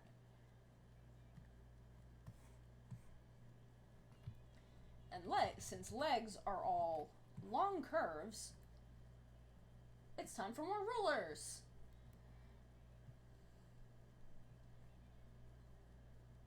So in Dragons of Icespire Peak, there's a young white dragon that is being a little bitch, as young white dragons are wont to do. That's sort of a summary of the entire characterization of any young white dragon, is that they are a little bitch. So he's just out there being a little bitch, harassing this town because he's a young white dragon and that's what they do. So we're kind of protecting the town and warning people about it, and that's kind of what we're doing with that. There's also like an orc pig god cult. I think we might be fighting Ganondorf, is what I'm saying. I'm pretty sure we're gonna fight Ganondorf.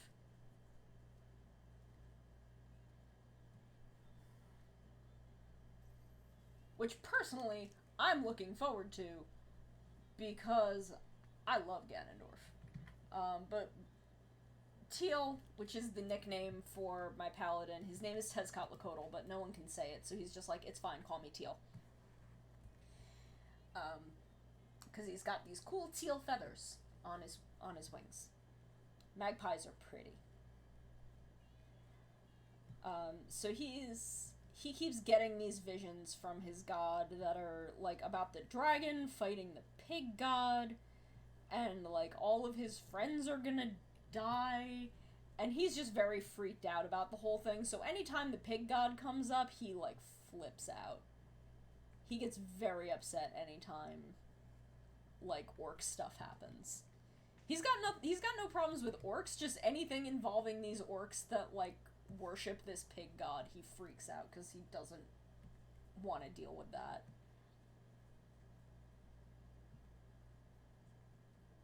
So those are my 3 tabletop campaigns. They're all great.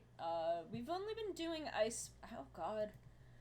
we've been doing Icespire almost a year, because we finished Dragon Heist right after. No, we've been doing it for maybe 9 months, because we finished Dragon Heist right after I came back from Japan, and I ran for 2 weeks. I ran Ghosts of Saltmarsh, but I cannot DM. That's a skill that I wanted to try, that I just apparently, it's not for me. I got very stressed out by it, and we stopped Ghost of Saltmarsh. And then our other party member was like, oh, well, I kind of want to run Icespire, so I'll pick it up. And we switched over. We started Mad Mage, but we ran Mad Mage for a couple months. And so it's been almost a year since that, so we've been probably running Icespire for somewhere between 6 and 8 months. And Waterdeep we've been running for, I don't know, maybe 2 years? 2 years sounds about right.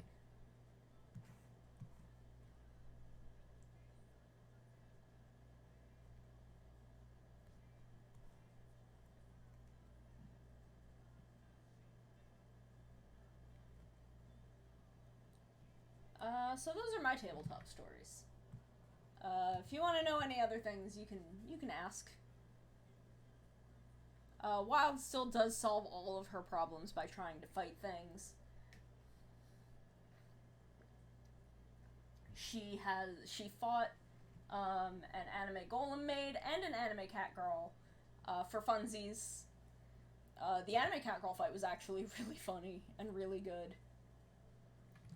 Because when we came back from the Snake Town stuff and the fighting the giant celestial, the guild city was overrun with tabaxi and what we kind of call half tabaxi, which are essentially anime cat people. And they were like, hey, this city's ours. We're taking over. Get out. Or, like, fight us for the city.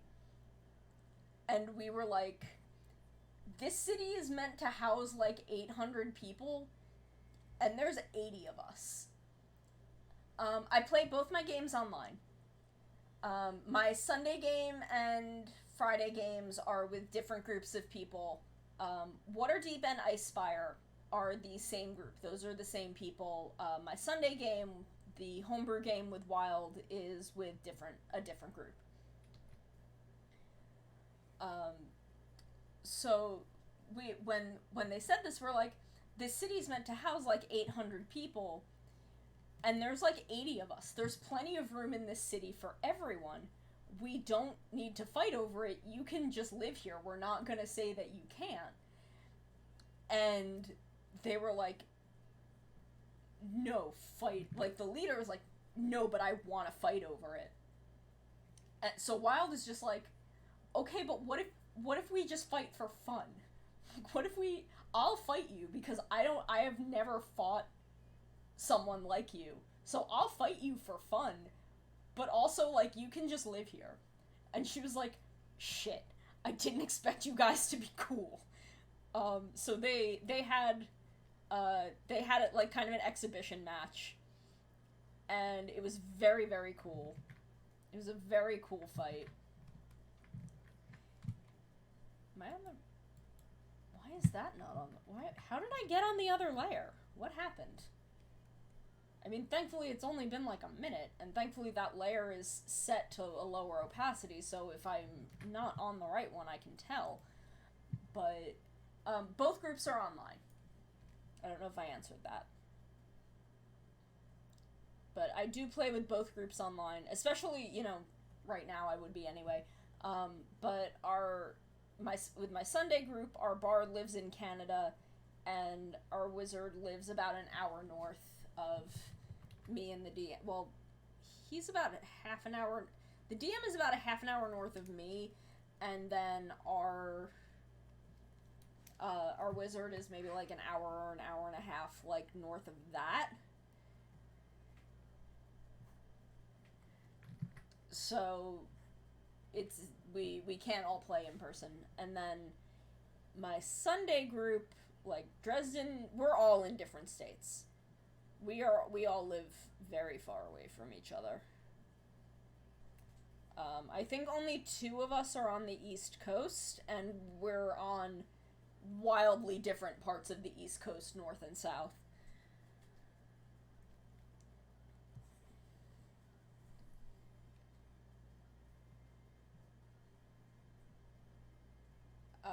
I have played. We have played my Sunday game partially in person. Because times when we've gone to see. Ooh. Turn that off. Times when Siri and I have gone to see Bloof, we have played there, and it has been the three of us in person while our bard calls in. So we've done like semi in-person games, and I've done in-person games at like tabletop conventions. I actually did play Wild at a tabletop convention a couple years ago called Dreamation. It is the winter sister convention to DexCon, which I've never actually made it out to DexCon because every summer I've had something come up. But there was a game at Dreamation that was billed as bring any character from any system, level doesn't matter, we will make it work. Okay, thank you, Jen. Thank you for coming. I'm gonna keep talking about this anyway, though. So it was billed as bring any character from any system, level doesn't matter, we'll make it work.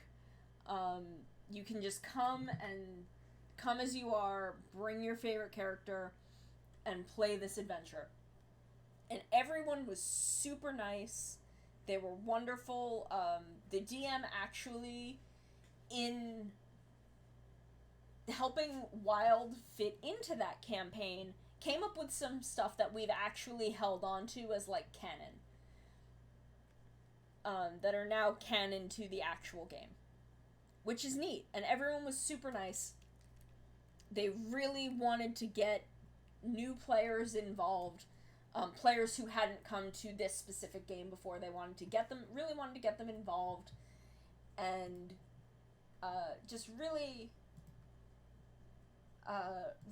wanted... What is my face doing? Yeah?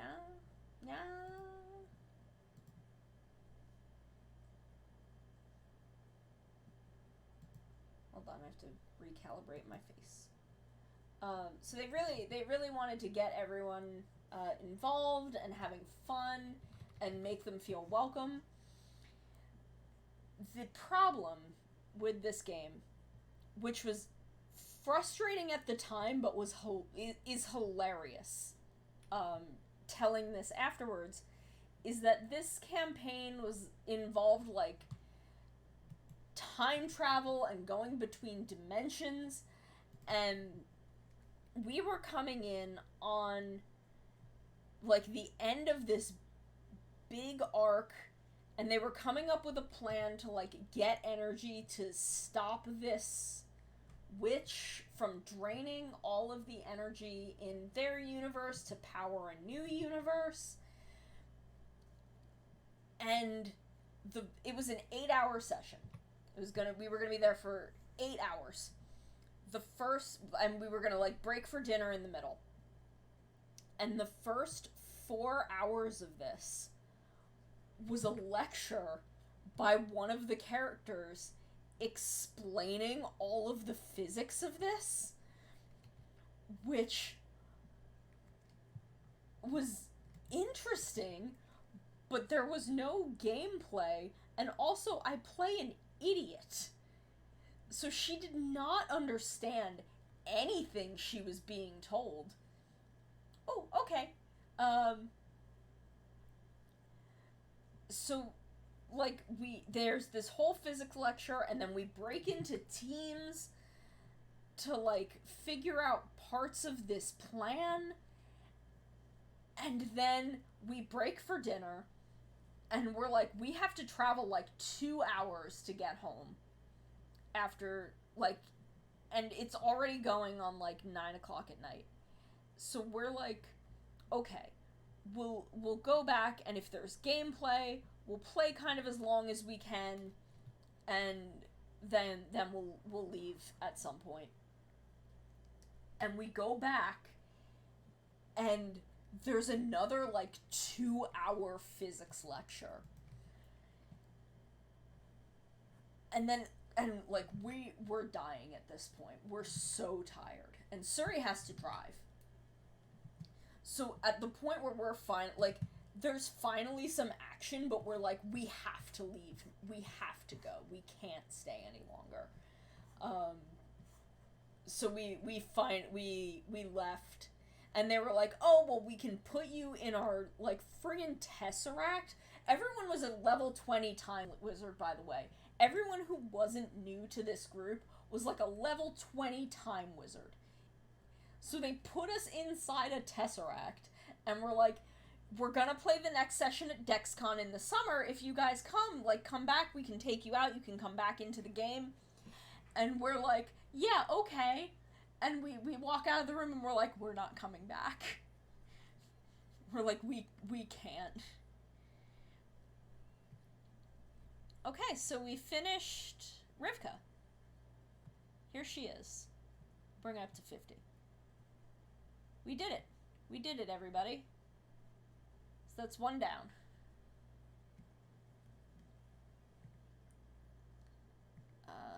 Now we'll move on to this big guy with his titties out.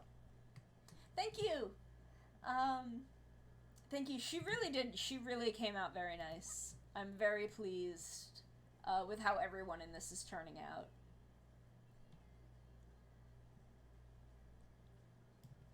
So now we're gonna move on to this big buff Cheeto Puff over here.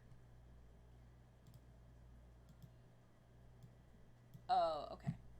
I see what I did. Originally when I sketched this guy... Okay, bye, Jen! Thank you for coming. Thank you so much. Originally when I drew this guy, I forgot that he was wearing gauntlets, so I drew him just with, like, giant man fists. And then reread the description and saw that he had these big gauntlets and was like, heck. So I had to add his big gauntlets. And that's why those were on a separate layer from the rest of his body.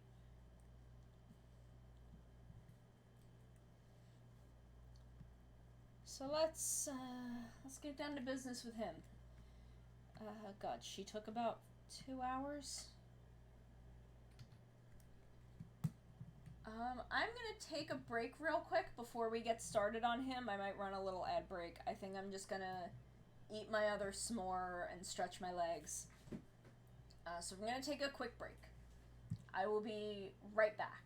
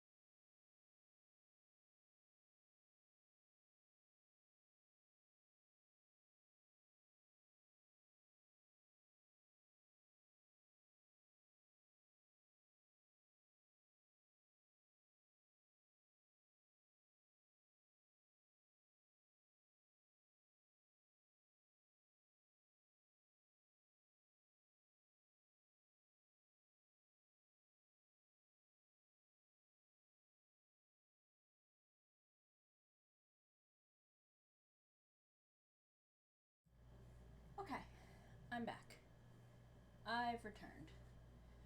Let me put my music back on. But just for me. It's only for me.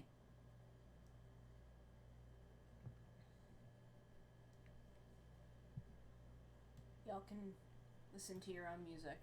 Or can I link this playlist? Copy playlist link. Here we go.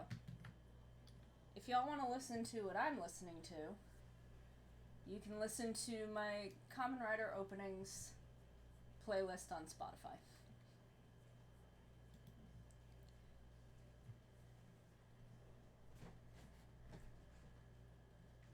Hello, baby. Boop.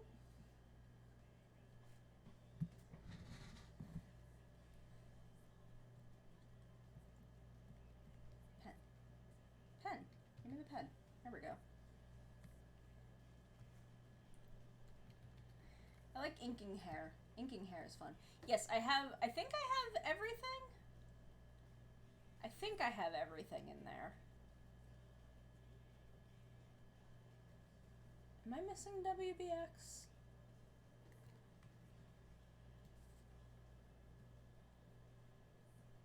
No, I'm not. I do believe I have everything. Every Heisei Rider.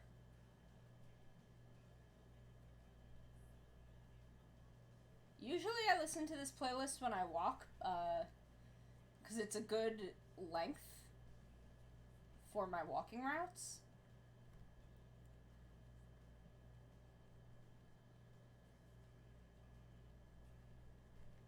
Oh, okay, no problem. There you go. Oh. Hit the shift key instead of the enter key.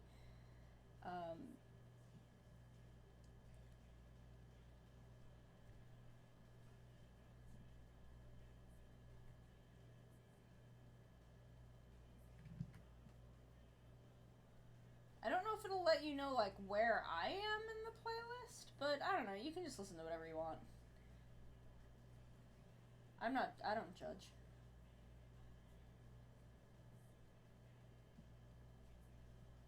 Heck yeah.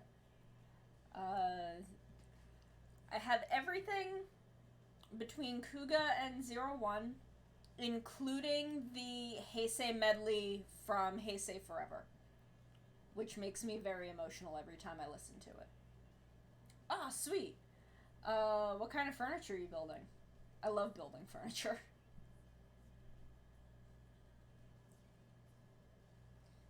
I actually need to soon disassemble some furniture, because I am taking off the top bunk of my bunk bed, the bottom part of which I used as an office for several years. So I just have a single normal bed. Ooh, neat.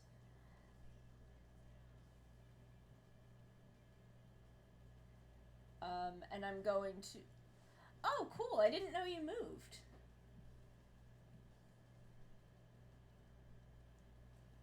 Because I need bookshelves, but there is only one, like, furniture accessible wall in the bedroom half of my room. So if I turn my bed perpendicular to the wall instead of parallel to the wall, I can put some bookshelves. But I can't quite do that with the way the bunk bed is because it has stairs instead of a ladder. So I'm just going to get rid of the top bunk because it's kind of rickety anyway, and I feel progressively less safe sleeping up there. So I'm just going to get rid of the top bunk and just finally use the bottom part as a bed instead of an office and then a sofa. Because I used to have a futon, and when I moved into this room, because I moved into this room because it's actually 2 rooms and I could use the second room as my office, I no longer needed the bottom bunk as an office, and put the futon mattress on it and had the back of the futon mattress against the wall, and it was essentially like a sofa. But I never actually use it. I just piled stuff on it. And I need bookshelves to put my rider stuff on. Okay. I need to turn the canvas. I don't know why I'm not turning the canvas.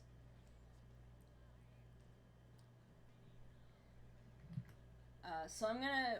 My aunt is getting a tattoo in a couple of weeks, and my mom is going into the city with her for that, and they're gonna be gone overnight. So I think while she's gone, I'm going to move some stuff from my room into the hallway and take apart the top bunk and then move everything back into my room. Because I'm going to need to move some things out of the room in order to have the space to take that part of the bed off. So I think that's... I'm probably going to do that while she's gone.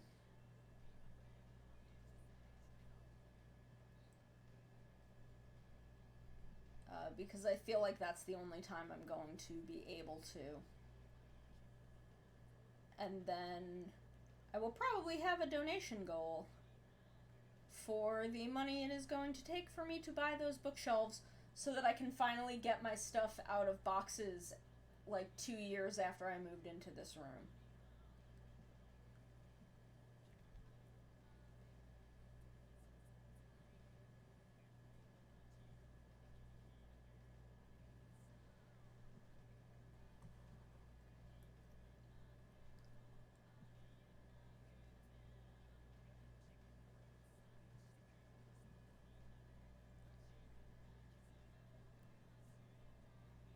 Break the Chain is such a good song. I love Kiva.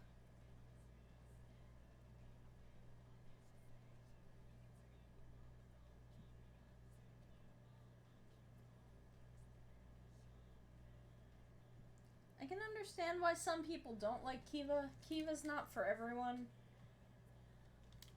But Kiva is for me. Kiva's very much for me. It's a very for me show.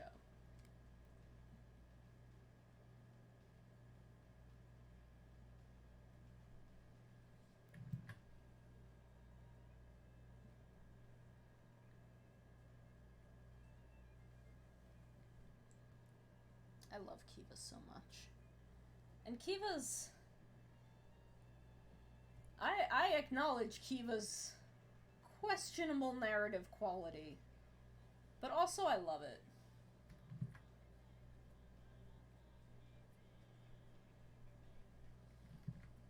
I mean, I just love Wataru. He's my boy. That's my son.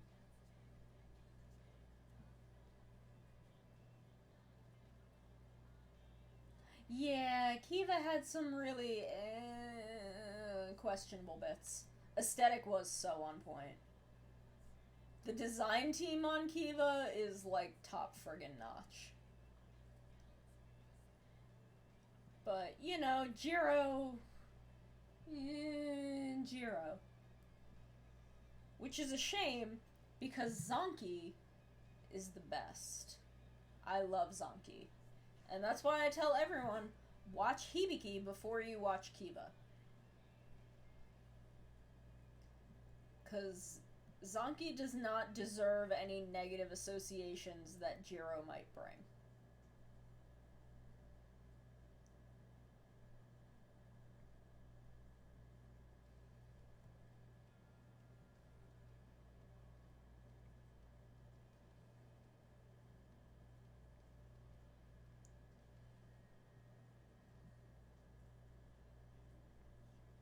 And I love Kiva. I love Kiva to death. Hibiki is really good, Kai. You should, if you get a chance, you should watch Hibiki.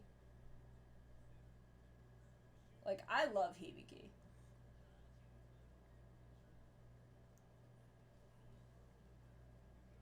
Like, I even love the second half of, like, the like, post-episode 30 Hibiki.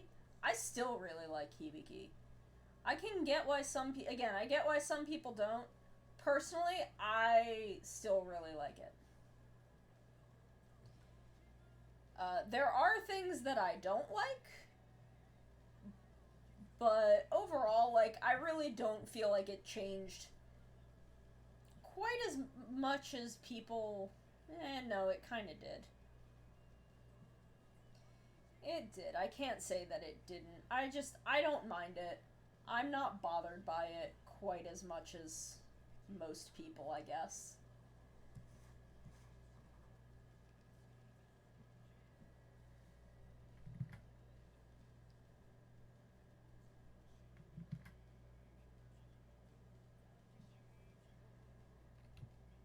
Like, again, I can definitely understand the criticisms of post writer change Hibiki, because, like, it's.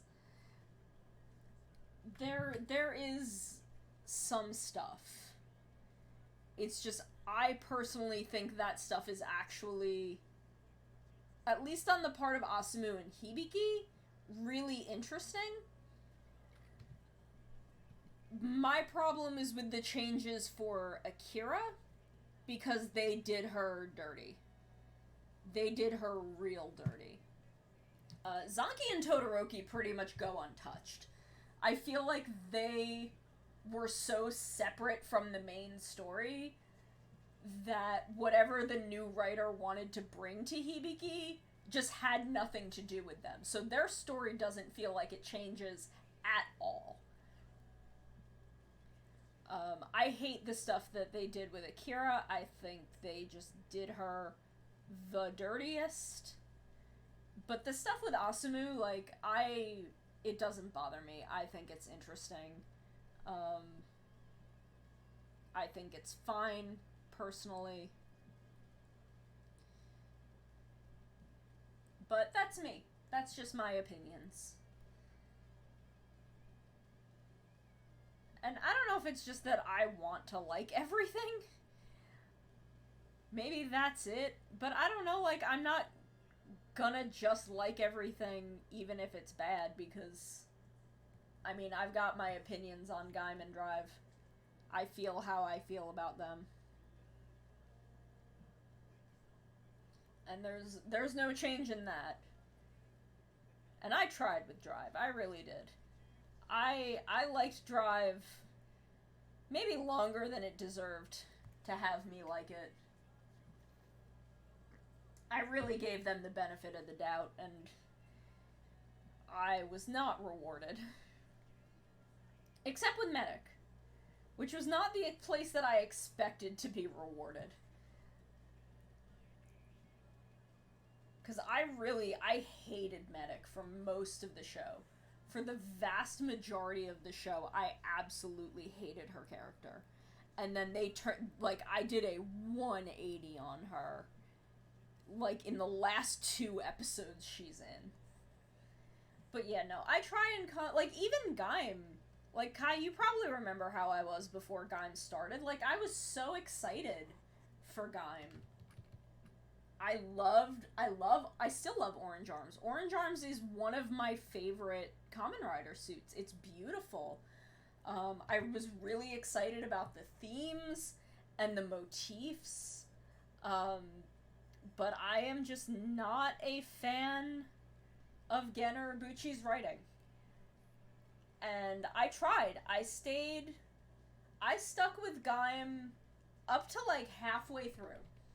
I stopped about halfway, because it just reached a point where I felt like everyone in the show, like, there was, my thing with Gaim is Gaim was so cynical, and there was no one in Gaim providing the hope that I feel is necessary for a Kamen Rider show, especially coming off of Wizard, which was literally the theme of that show, was hope. And then, like, we got to the cynicism of Gaim, and I was just like, I can't deal with Gen Urobuchi's cynicism in a hero show again. I tried Madoka, and I couldn't watch it, and I tried Gaim, and I couldn't watch it. So that's... I tried, though. I tried.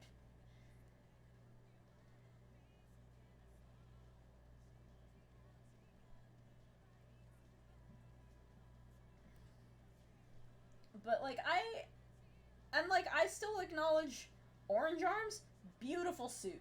Absolutely gorgeous.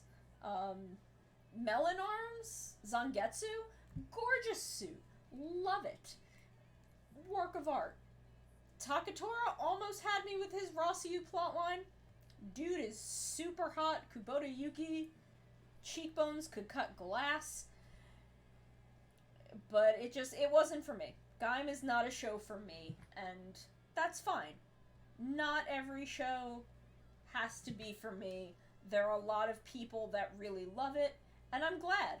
I'm glad that people love it, even if I kind of despise it as a narrative, because they got something out of it that I couldn't, and that means the year wasn't a waste. So I try and take the bright side of these things as best I can while I draw some large man abs. I mean, I kind of have to look at it that way, or I'm just going to be angry about a thing that I can't change. And I mean, I feel like if I was, I'd have a right to be because I was harassed all through Gaim. I received a lot of harassment. But, like, I don't know, at this point, that was so long ago that it just doesn't matter to me anymore. Like, it's so much easier to just be like, I'm glad that the people who like Gaim like it and can take something positive away from it. And I hope that the people who don't like, I don't know, like Kiva and Wizard can just be happy for me that I like it. Like, I don't know, I feel like that's just the way to be at this point. Because, I mean, like, nothing matters anymore. The world is on fire. We have way bigger problems to devote our energy to than, like, not liking... Who doesn't like what Kamen Rider? Like, I would much rather devote my energy to actual problems in the world.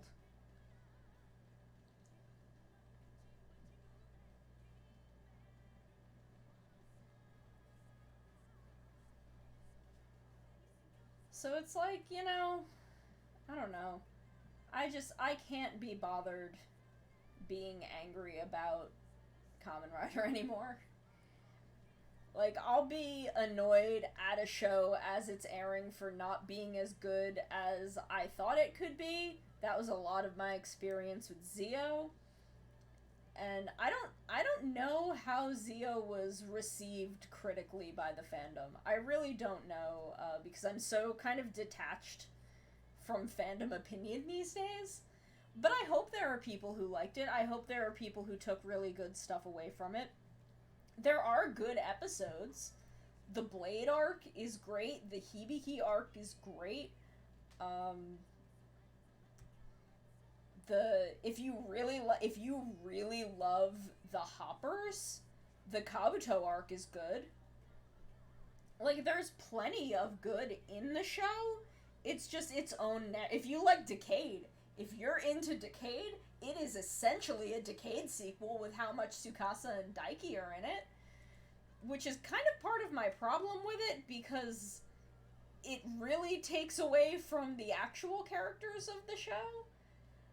But, like, again, there's a lot of good in it. It's just, overall, I don't think it's as good as it could have been.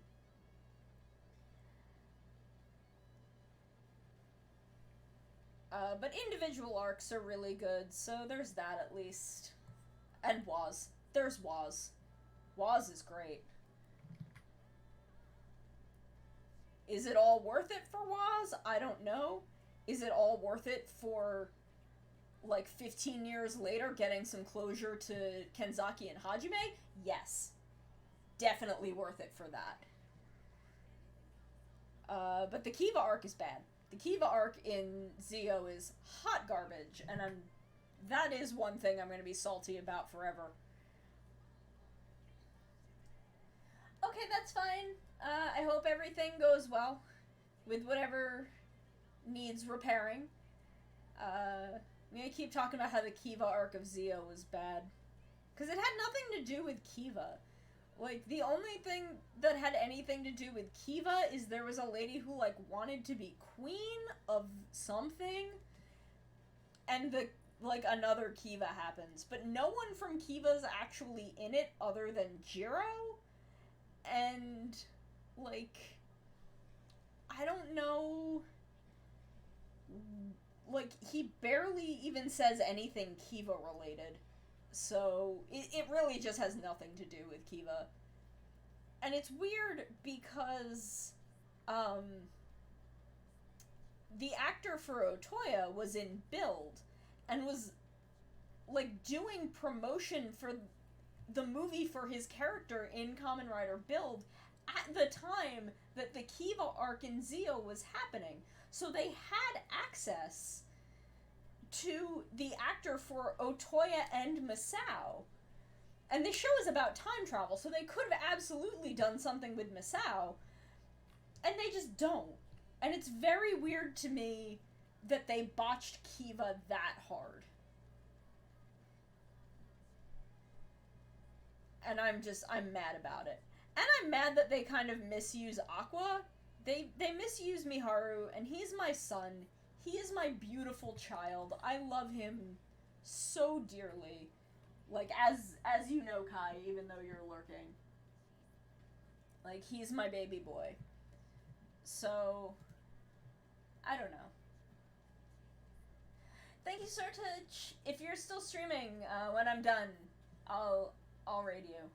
I'll try to remember to raid you.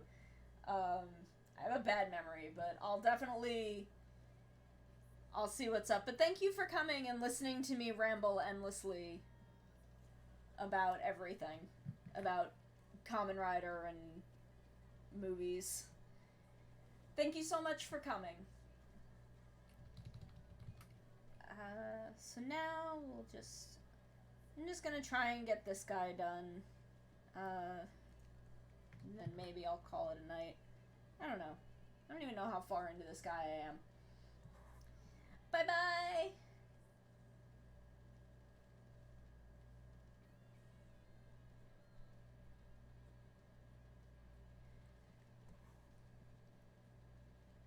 I need more water in a hot second. I just want to draw these lines first. Man, Switch On is a good song.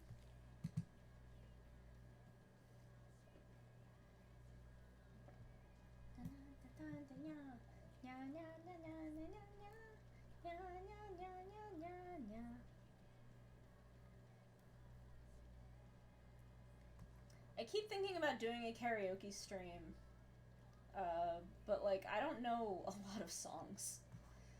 So I'm afraid, like, if I do a karaoke stream and, like, let you guys request songs, I won't know the songs you want me to sing.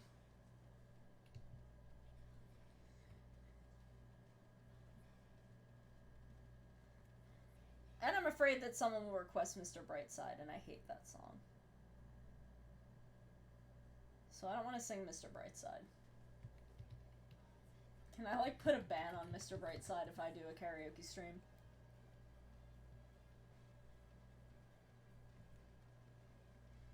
Can we just all agree not to make me sing that song?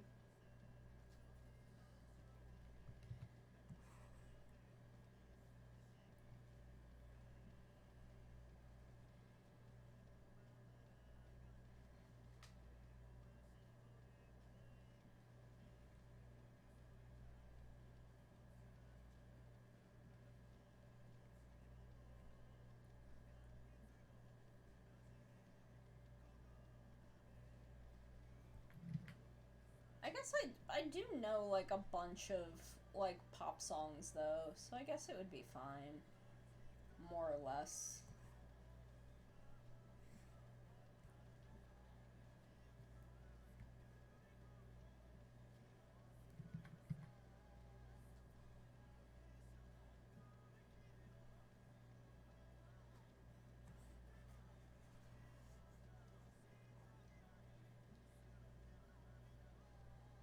But I only know, like, 90s and early 2000s stuff. And even then, like, only really specific stuff. So I feel like I'm just not gonna know. I don't know a lot of, like, good karaoke songs, I guess.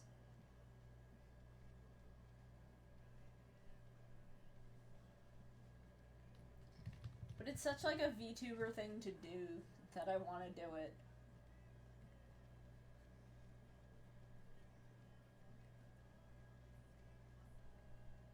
Ah, why do my rulers sometimes just, like, break? Like, why do they just snap off sometimes?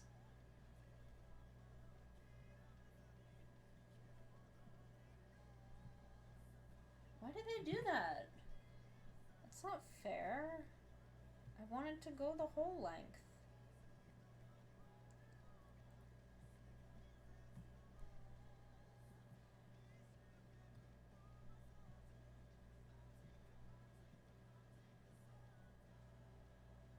There we go.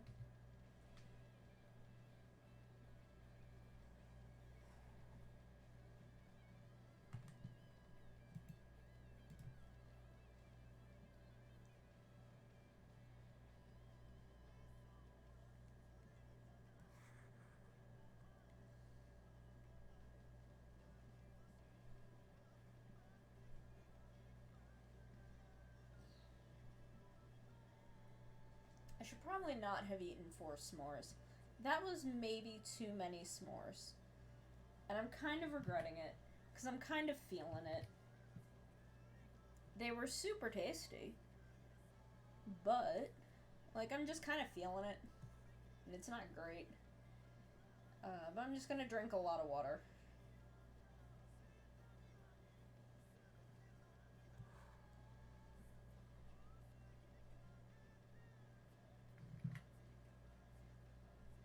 I did, like, to balance that, I did just eat a bunch of congee for dinner. Because it's easy on my tummy. On my tum-tums. Yeah.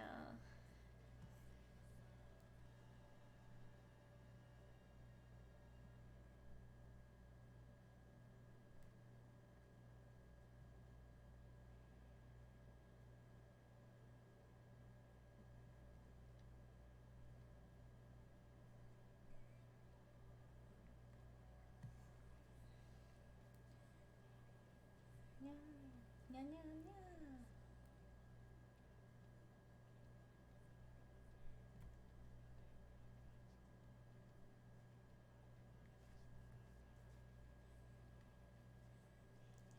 Yeah, yeah, yeah. Yeah, yeah, yeah.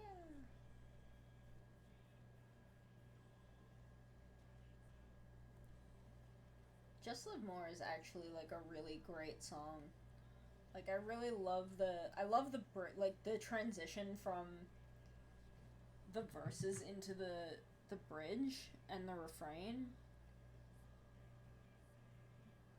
Like, it's really good.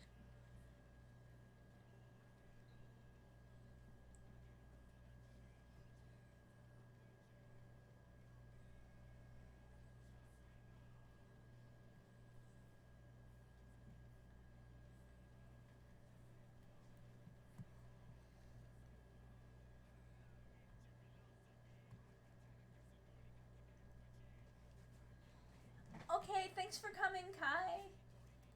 Thank you for coming and hanging out for a bit. I hope everything with the house works out fine. I hope everything will be okay. Thank you. We're just gonna do this guy. And then I don't know what. May just finish this guy and call it a night. Or just hang out for a bit. I don't know. I'll figure it out as I go.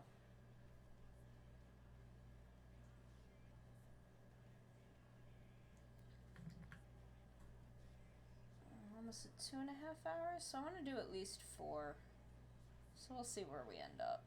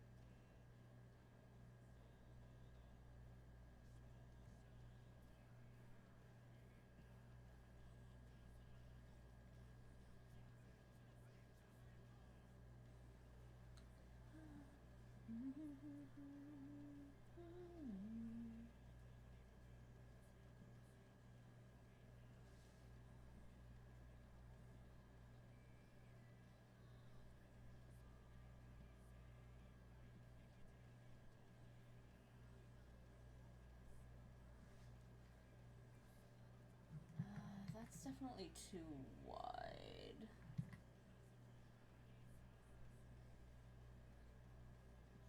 That's better.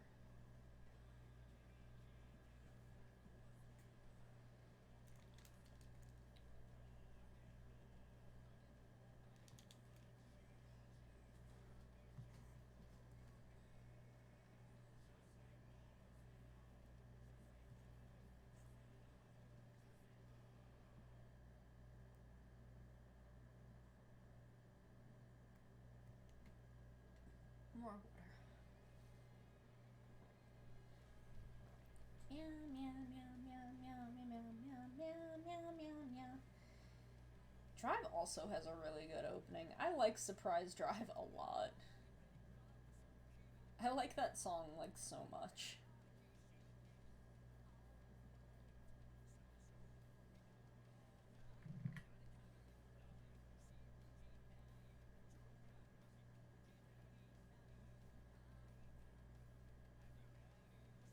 I remember I was listening to the Bokenger soundtrack a lot when Drive first came out. And Masumi's character song is called Black Drive, I think. And he says he's like there's a line, there's a couple lines in it where I just like for some reason I thought I was listening to the opening of Drive. Even though they don't sound at all alike.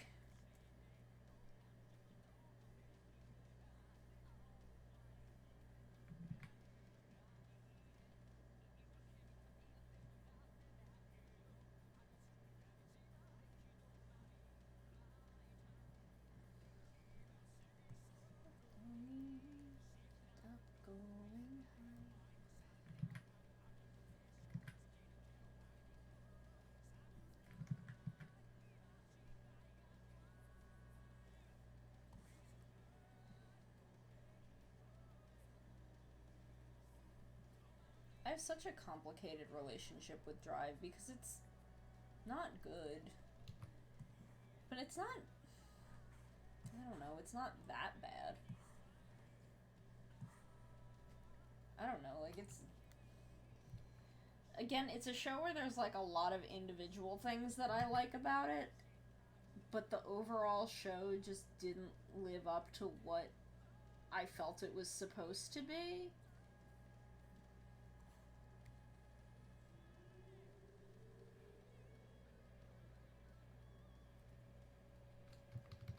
And again, Kiriko got done dirty.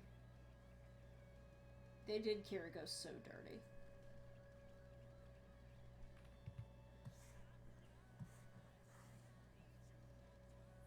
But like, there's stuff in Drive that I really like.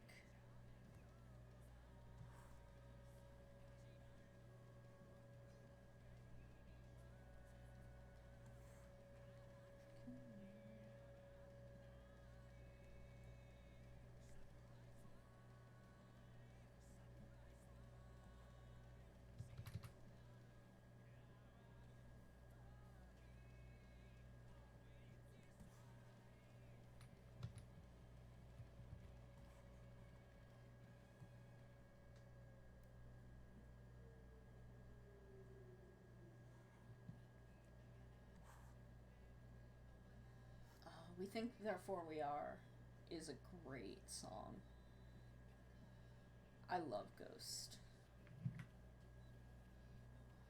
Ghost also didn't live up to its full potential, but it at least, like, came close. And it tried.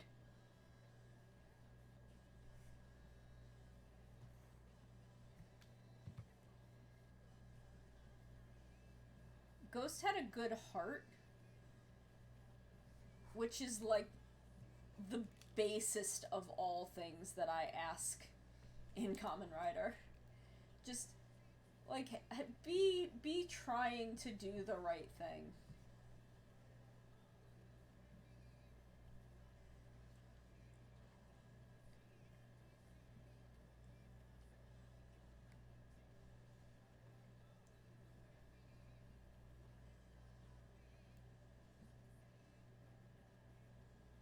Ghost's heart was in the right place.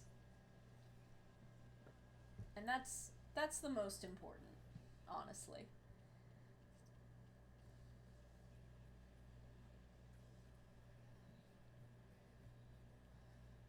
And like its message wasn't so off that its heart didn't become in the wrong place by virtue of how poorly it conveyed its message. Because that happens. That happened with Drive, I think, where they conveyed Drive's message so poorly that it became an entirely different and much less good message.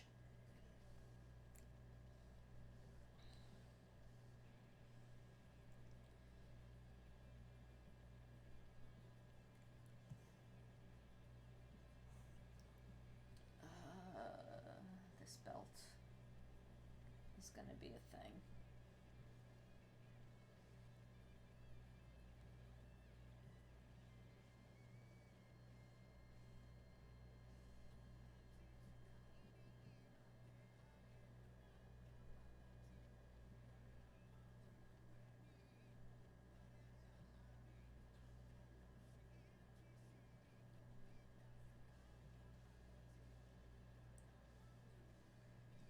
I remember covering Drive and giving it so much credit that it didn't really deserve.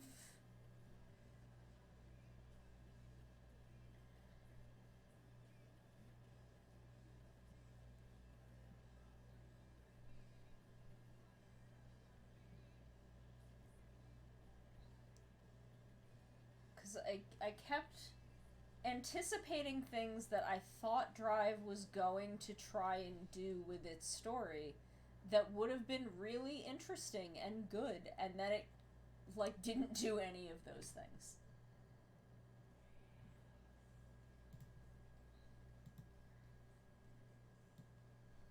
So that was like the eternal struggle with Drive.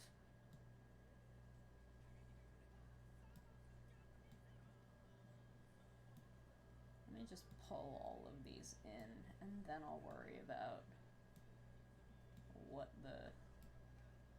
the individual bits are doing.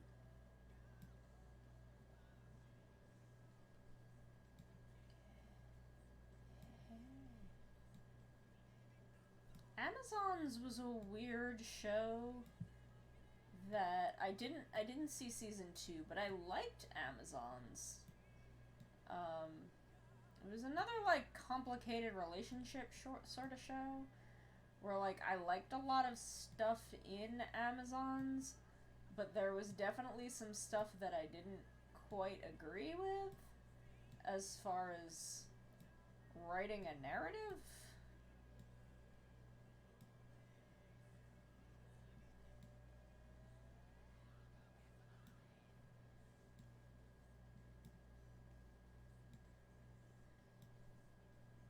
But Amazons is also different in that it's not a children oriented show, which changes some things, and it becomes a different level of critique.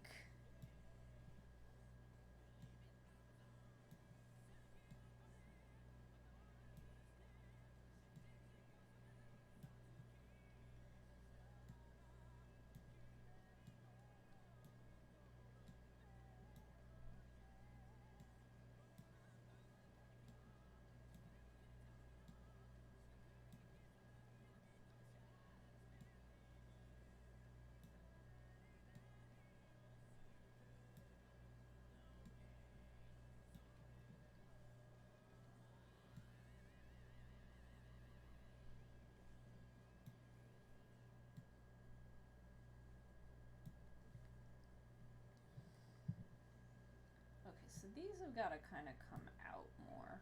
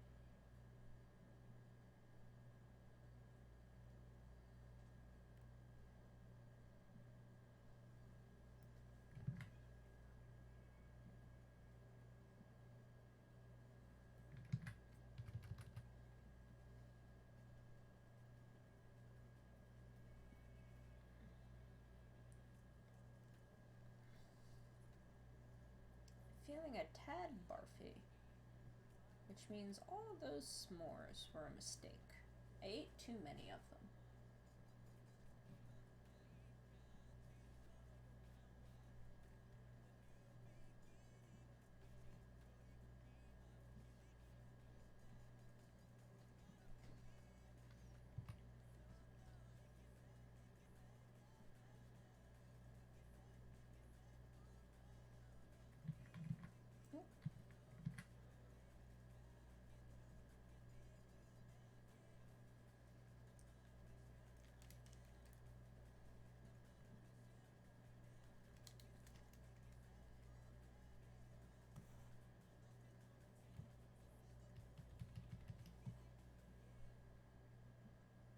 Okay, so we can get that in with the ruler.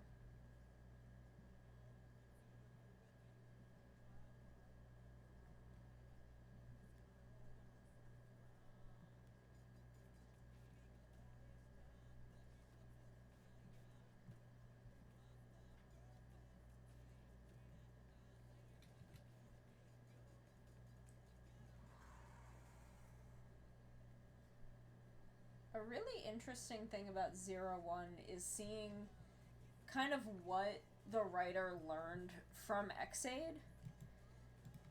Like, what in Ex-Aid he kind of looked at within his own writing and was like, this didn't quite work, and I'm going to try it a little differently this time. I'm gonna try something else, which I can appreciate. I think that was really smart. And I know we've talked about that before. I know I've discussed that a couple of times on here.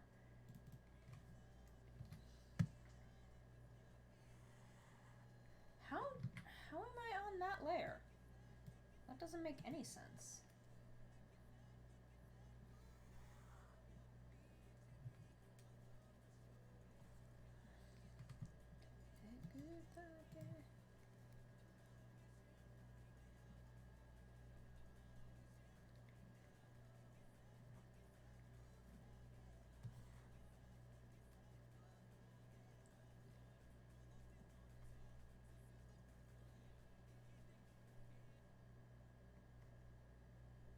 Nya, nya, nya, nya.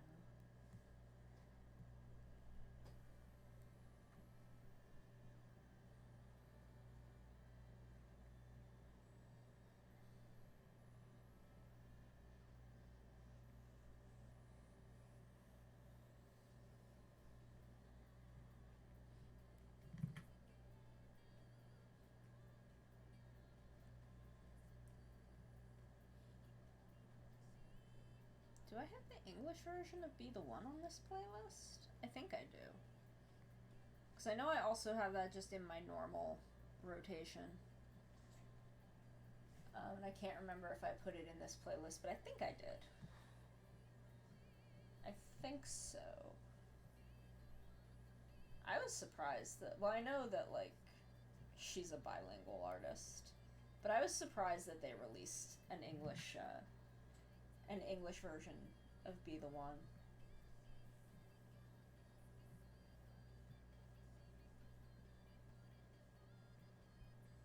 Like, I don't know if that actually had anything to do with Toei, or if she just, like, wanted to record an English version.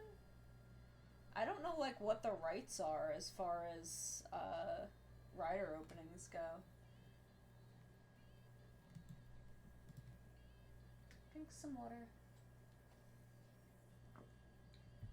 Yeah, I've been kind of talking to myself for the past couple minutes about rider stuff. But I've been talking about rider stuff mostly the whole time anyway.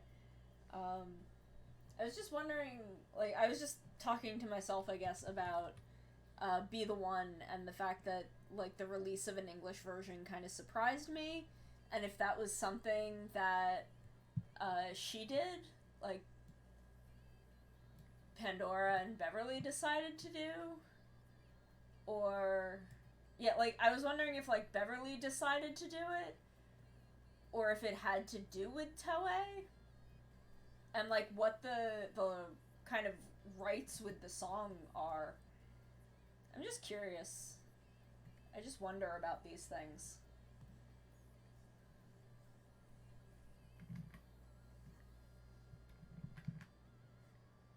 There we go. I got to draw a big buff wrestler man.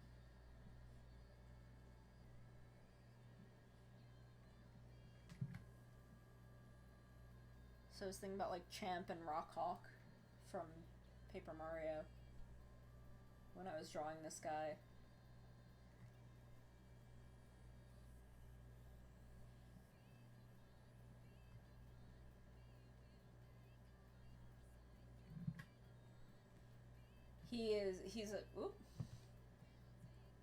He's a large buff wrestling man.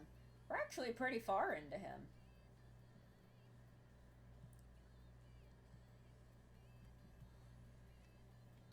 I didn't realize how far along we were.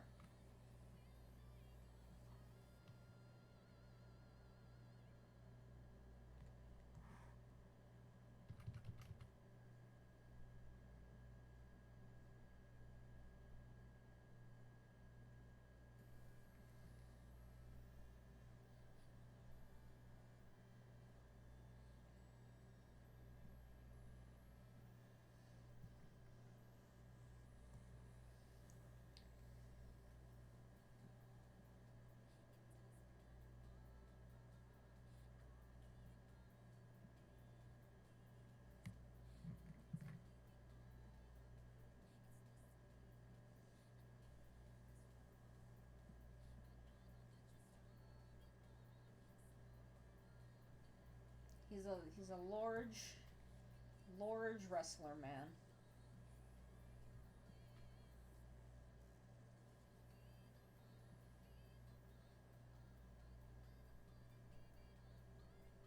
I think they may have cited Ric Flair in the description for him. Let me check. I want to say Ric Flair, but I'm not 100% on that. Let me pull my email. Must be email. Email. Yes, unsubscribe.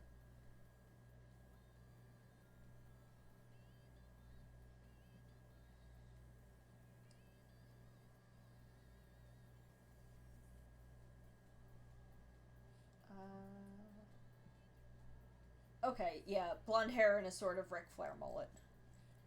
So I had to look up Ric Flair when I was working on this guy. I don't know if I gave him a Ric Flair mullet, but I tried.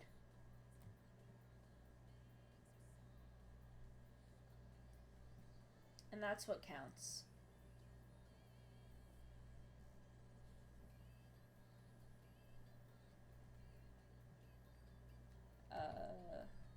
There's his head.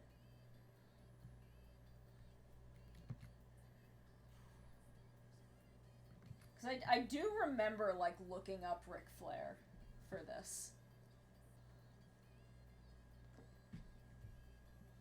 Let me turn the sketch off, because it's kind of in the way.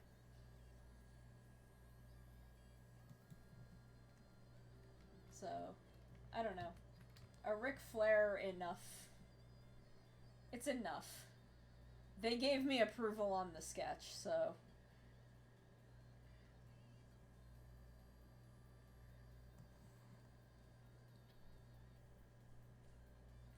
Oh, good.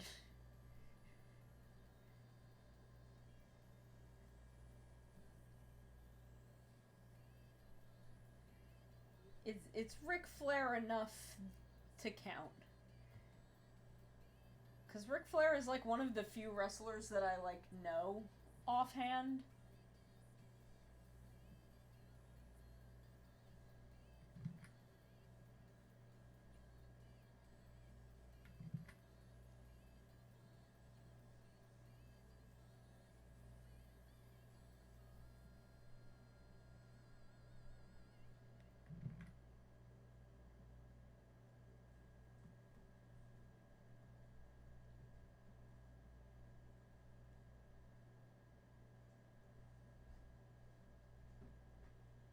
Like, Ric Flair, Mark Henry, and Vladimir Kozlov are, like, the only...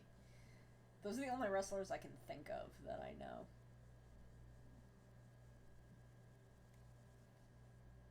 I definitely, like, know a few... Like, I know John Cena, obviously. And The Rock. Though I don't think The Rock counts anymore. But I did know him when he was my roommate in college was really into wrestling, and he liked a lot of weird wrestlers, which is how I know, like, Mark Henry and Vladimir Kozlov, because he was, like, super into them, and, like, we would watch their matches, and, like, I got pretty into it at the time, so for a little bit I actually did know quite a bit about wrestling, but that was in, like, 2010. That was 10 years ago.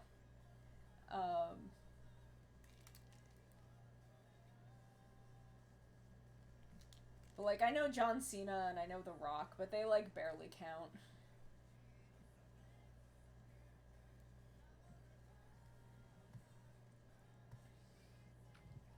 Like, I knew The Rock when I was a kid, but, like, I did know The Rock when he was a wrestler, because at the time, like, The Rock was the John Cena of the day. Like, can you smell what The Rock is cooking?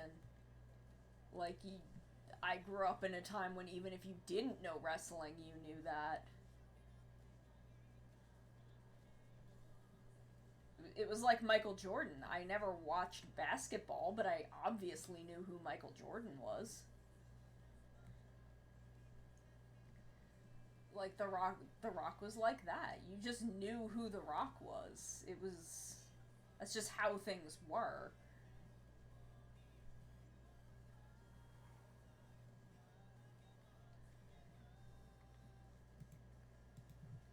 But yeah, no, Vladimir Kozlov was my favorite wrestler for, like, 2 years. Because it's just, we watched and talked about a lot of, like, weird wrestlers. Because that's what my roommate at the time was into.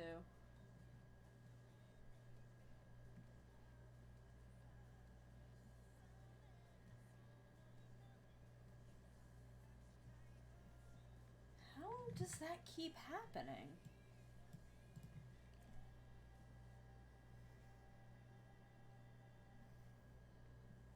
And, like, my roommate was, like, a big guy, so he liked really huge, like, the huge kind of muscle heels.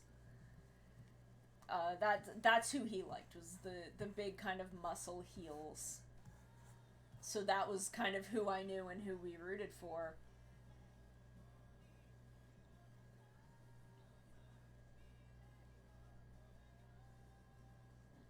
And then I was talking to Suri the other day. I don't remember how we got on this subject of, like, Vince McMahon's, like, friggin' death wish, where he would sometimes, like, just challenge Mark Henry.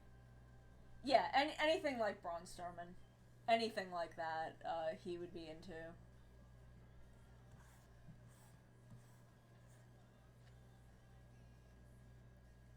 why were Suri and I talking about that? Because I don't talk about wrestling much. Oh, I think it was when I got really horrified by John Cena's arms, and we were talking about how Vince McMahon just, like, hires wrestlers that are how he wants to look. I think that's how we got on that subject. John Cena's arms are the fucking grossest thing I've ever looked at in my life. They're disgusting. Like, I got really upset when that whole segment on Last Week Tonight aired, and his arm, like, he just takes his shirt off and his arms are like that, and it's so upsetting. They're disgusting. They're so gross. Like, why? And it's because that's just how it is when you...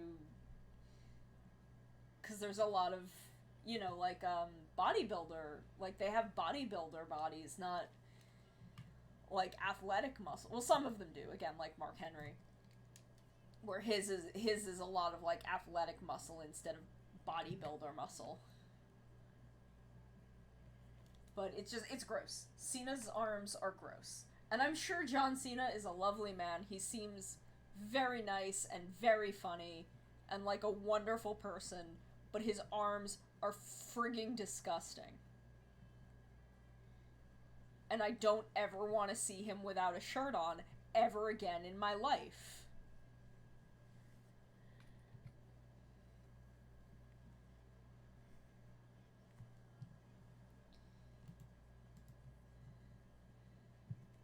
So are we just down on the boots now?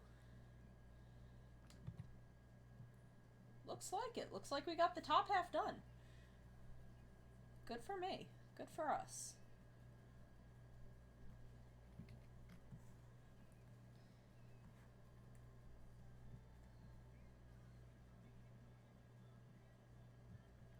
I can't stop thinking about Naki. I mean, that's to be expected, because it's me, but I'm just thinking about Naki constantly, and I want them to be okay. All I want in this world is for Naki to be okay.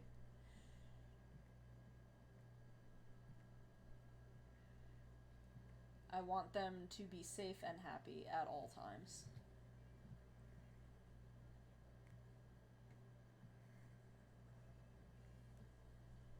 God, John Cena's arms are disgusting. I'm sorry I'm like bouncing around on topics. That's just, my brain is fried from the heat. The heat has fried my poor little kitty brain.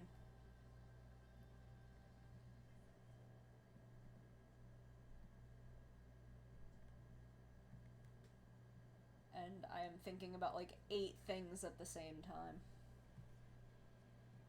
And like 6 of them are Naki.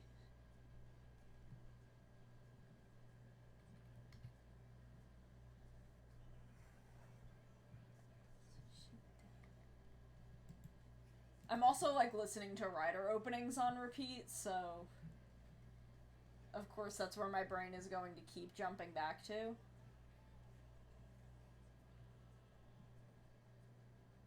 I can't believe 01 like punched me in the guts so hard.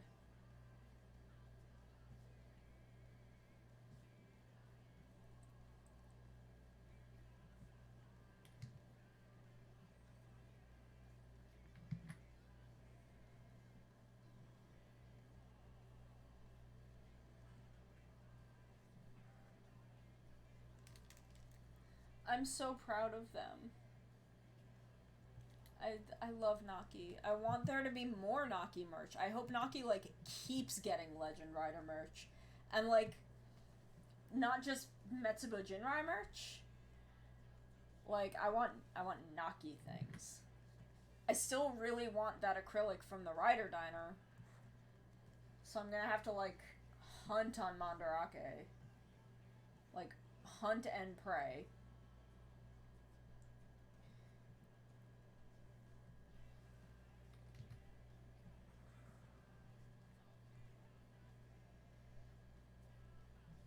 Yeah, I mean, but they kind of did that with the merch anyway.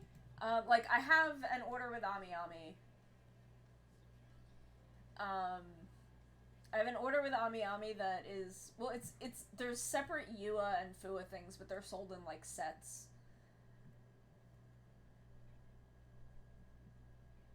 But I don't know. I just want Naki merch. I want to put a Naki Ida bag together because I love them. I want them added to the dang plush line. They deserve it.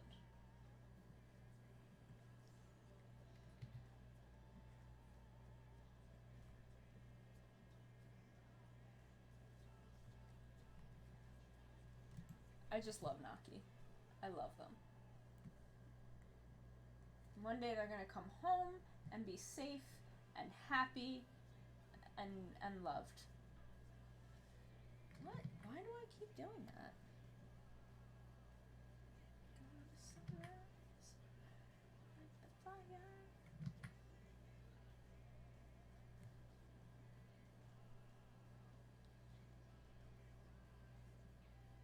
Oh wait, that's not what I want.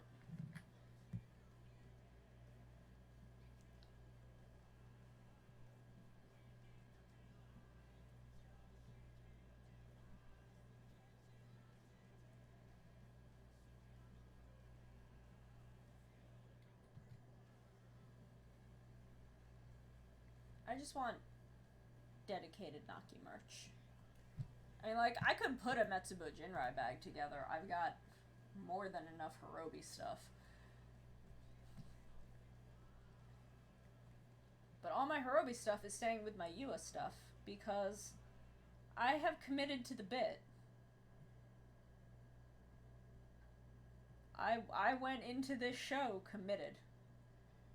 Every Yua thing that I have bought has been accompanied by a Hirobi thing. They're currently on my printer together, and both of them have fallen over, so I need to fix them later. But I will. It'll be fine. They just... The plushes do not sit up on their own very well. They kind of need to lean back against something. Leggy. He stick the leggy out real far.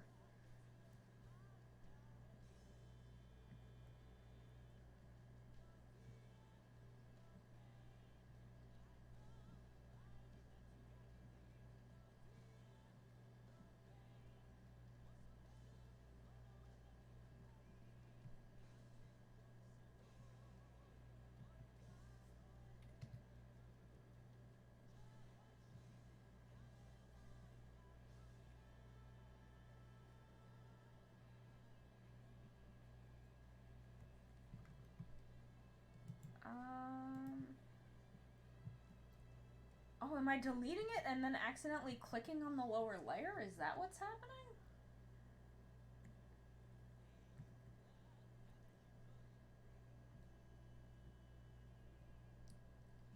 I think that's what I might be doing. Because my tablet pen is very sensitive to clicking, which is why I keep clicking, like, off my ruler.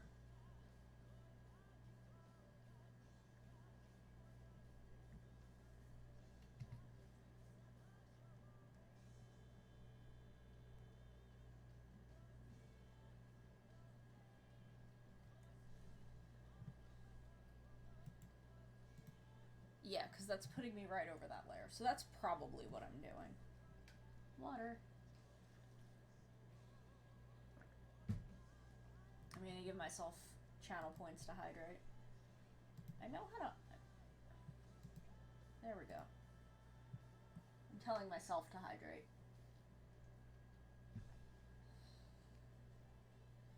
Double hydrate. Heck yeah. Be getting double hydrated up in here. Where did my mouse go? There it is.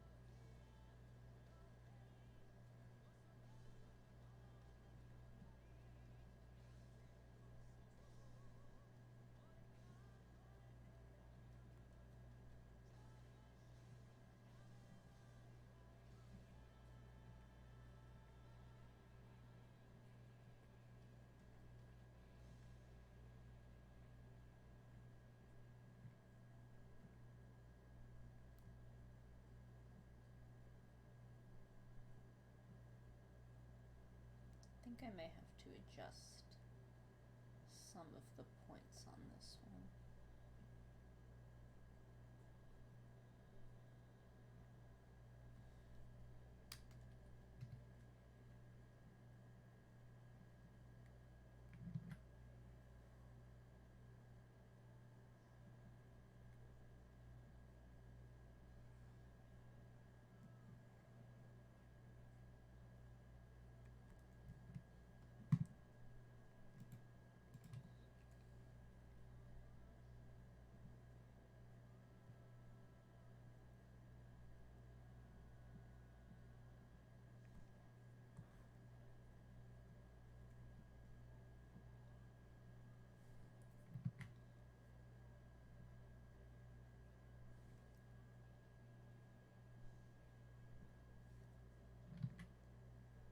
People are complaining about the new Riders trailer in ways that are easily explained, but Jesus. It's half the time I feel like the fandom forgets that this is a filmed television show and not like real life. Like that stuff in the show just isn't real, and that sometimes you need to like apply you need to apply like meta logic. Didn't I do this? Didn't I do this front part right here? Where did it go?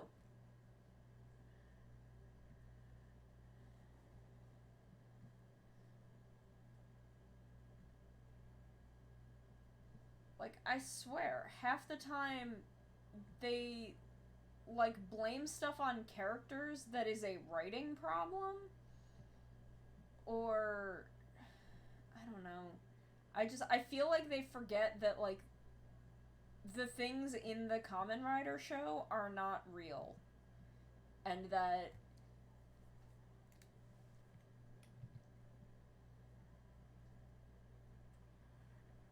like people are trying to make do and make a television show.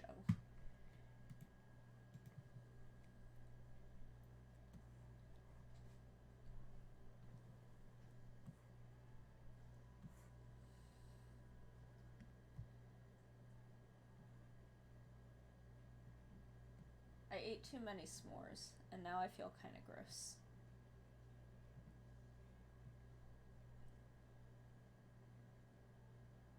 Yeah, like, no fuck there's a green screen. There's a green screen in, like, all of them. Like, that's not even news. That's nothing out of the ordinary.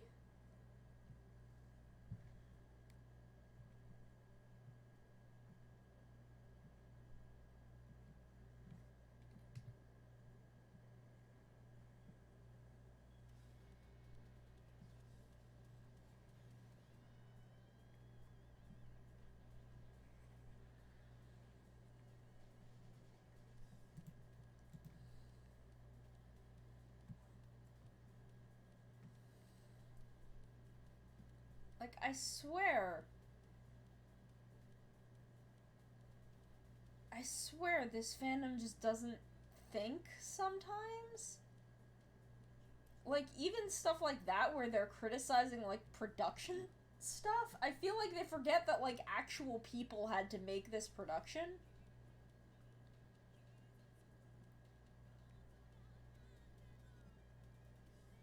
Like, the production doesn't just create itself.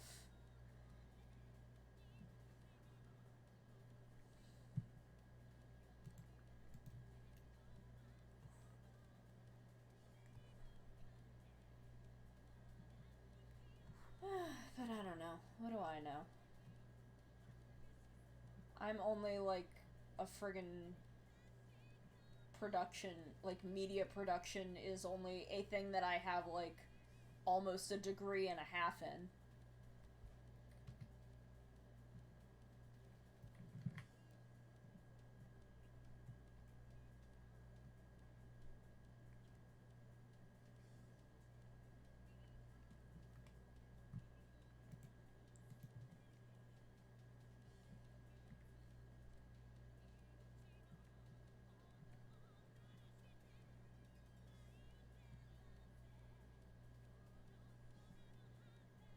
I know you're not a huge fan of Ryuki or of Ren, but Ren's actor and a friend of his did like a really good cover of Alive a Life. Like it's a really sick cover of that song.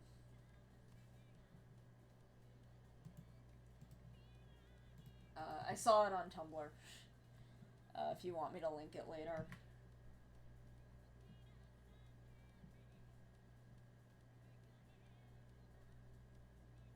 It's Alive Alive is one of my favorite Rider songs.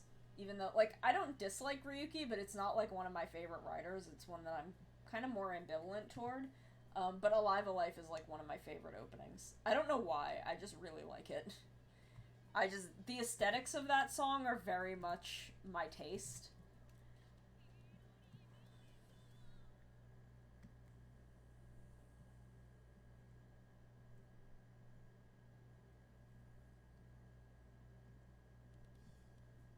It's very cool because I thought they were doing it kind of like how Time Judge Doll was done, where they've got kind of like a double microphone setup, but it's actually two halves superimposed together. Like the more I watched it, the more I could tell. So they actually, I think, like recorded separately and then put them together. Probably because, you know, the way of things at the moment. But it's really cool.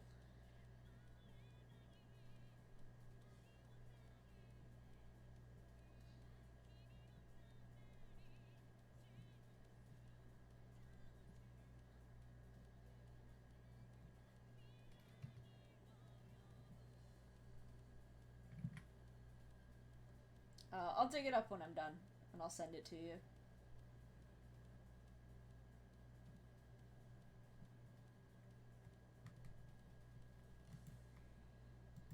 Okay, so we're almost done here. We're coming up on 3.5 hours. I don't know. Yes. Do I still have that pasted? I do. I have a playlist of all of them.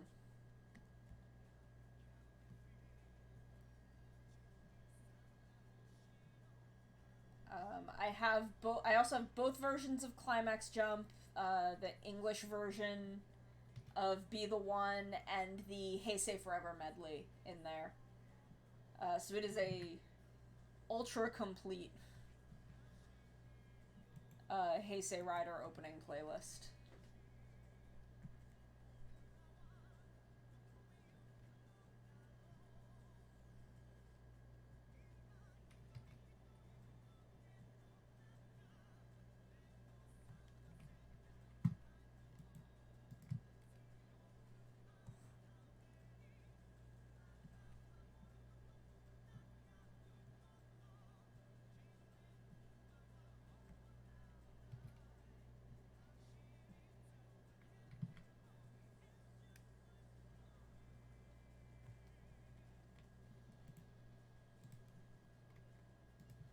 Okay, so we did it. We finished him. So we did him and Rivka today. So that is the two of them. We've done these two and these two, and all that is left is these two, who I don't feel like starting tonight. I just straight up don't feel like it. It's gonna be a pain in the butt. I will save them. Did I, like, miss part of that dude's pants? Hold on.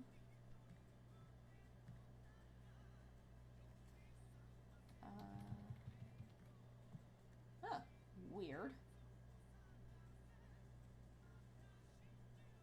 There we go. Okay. So this is where we're at with the 8 of them. So we're 6 down, 2 to go.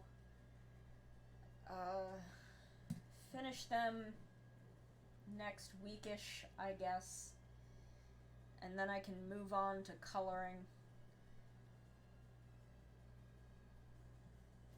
And then shading, which is the most annoying part because I can never shade consistently. Oh, I forgot a part of his pants.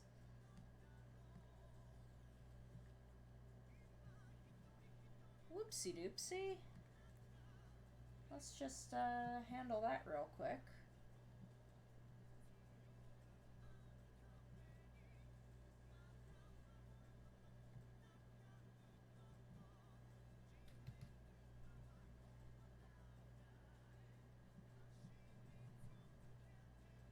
There we go. Let's do a quick scan to make sure we didn't miss anything else. Get Rivka out of the way. I think get Akane out of the way. Yeah, okay. I think we're good. I think we're good on him. Let's pop his sketch back off. Let me just do a quick scan of her. Doesn't look like we missed anything here. Okay. 23. Oof. Gosh. Ugh. I don't know. I'm just keeping myself away from it for now. Let's save. Okay. 3.5 hours. 3.5 hours. Do I want to end or do I want to like switch to just chatting for a while? I don't know. My tummy's feeling grumpy because I ate so many s'mores, so I think I may just call it. I may call it a night here.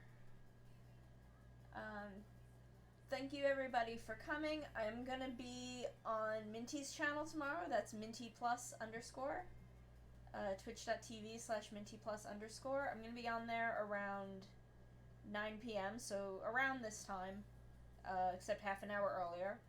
Tomorrow night, I'm gonna be playing Battle Block Theater with Minty for her debut.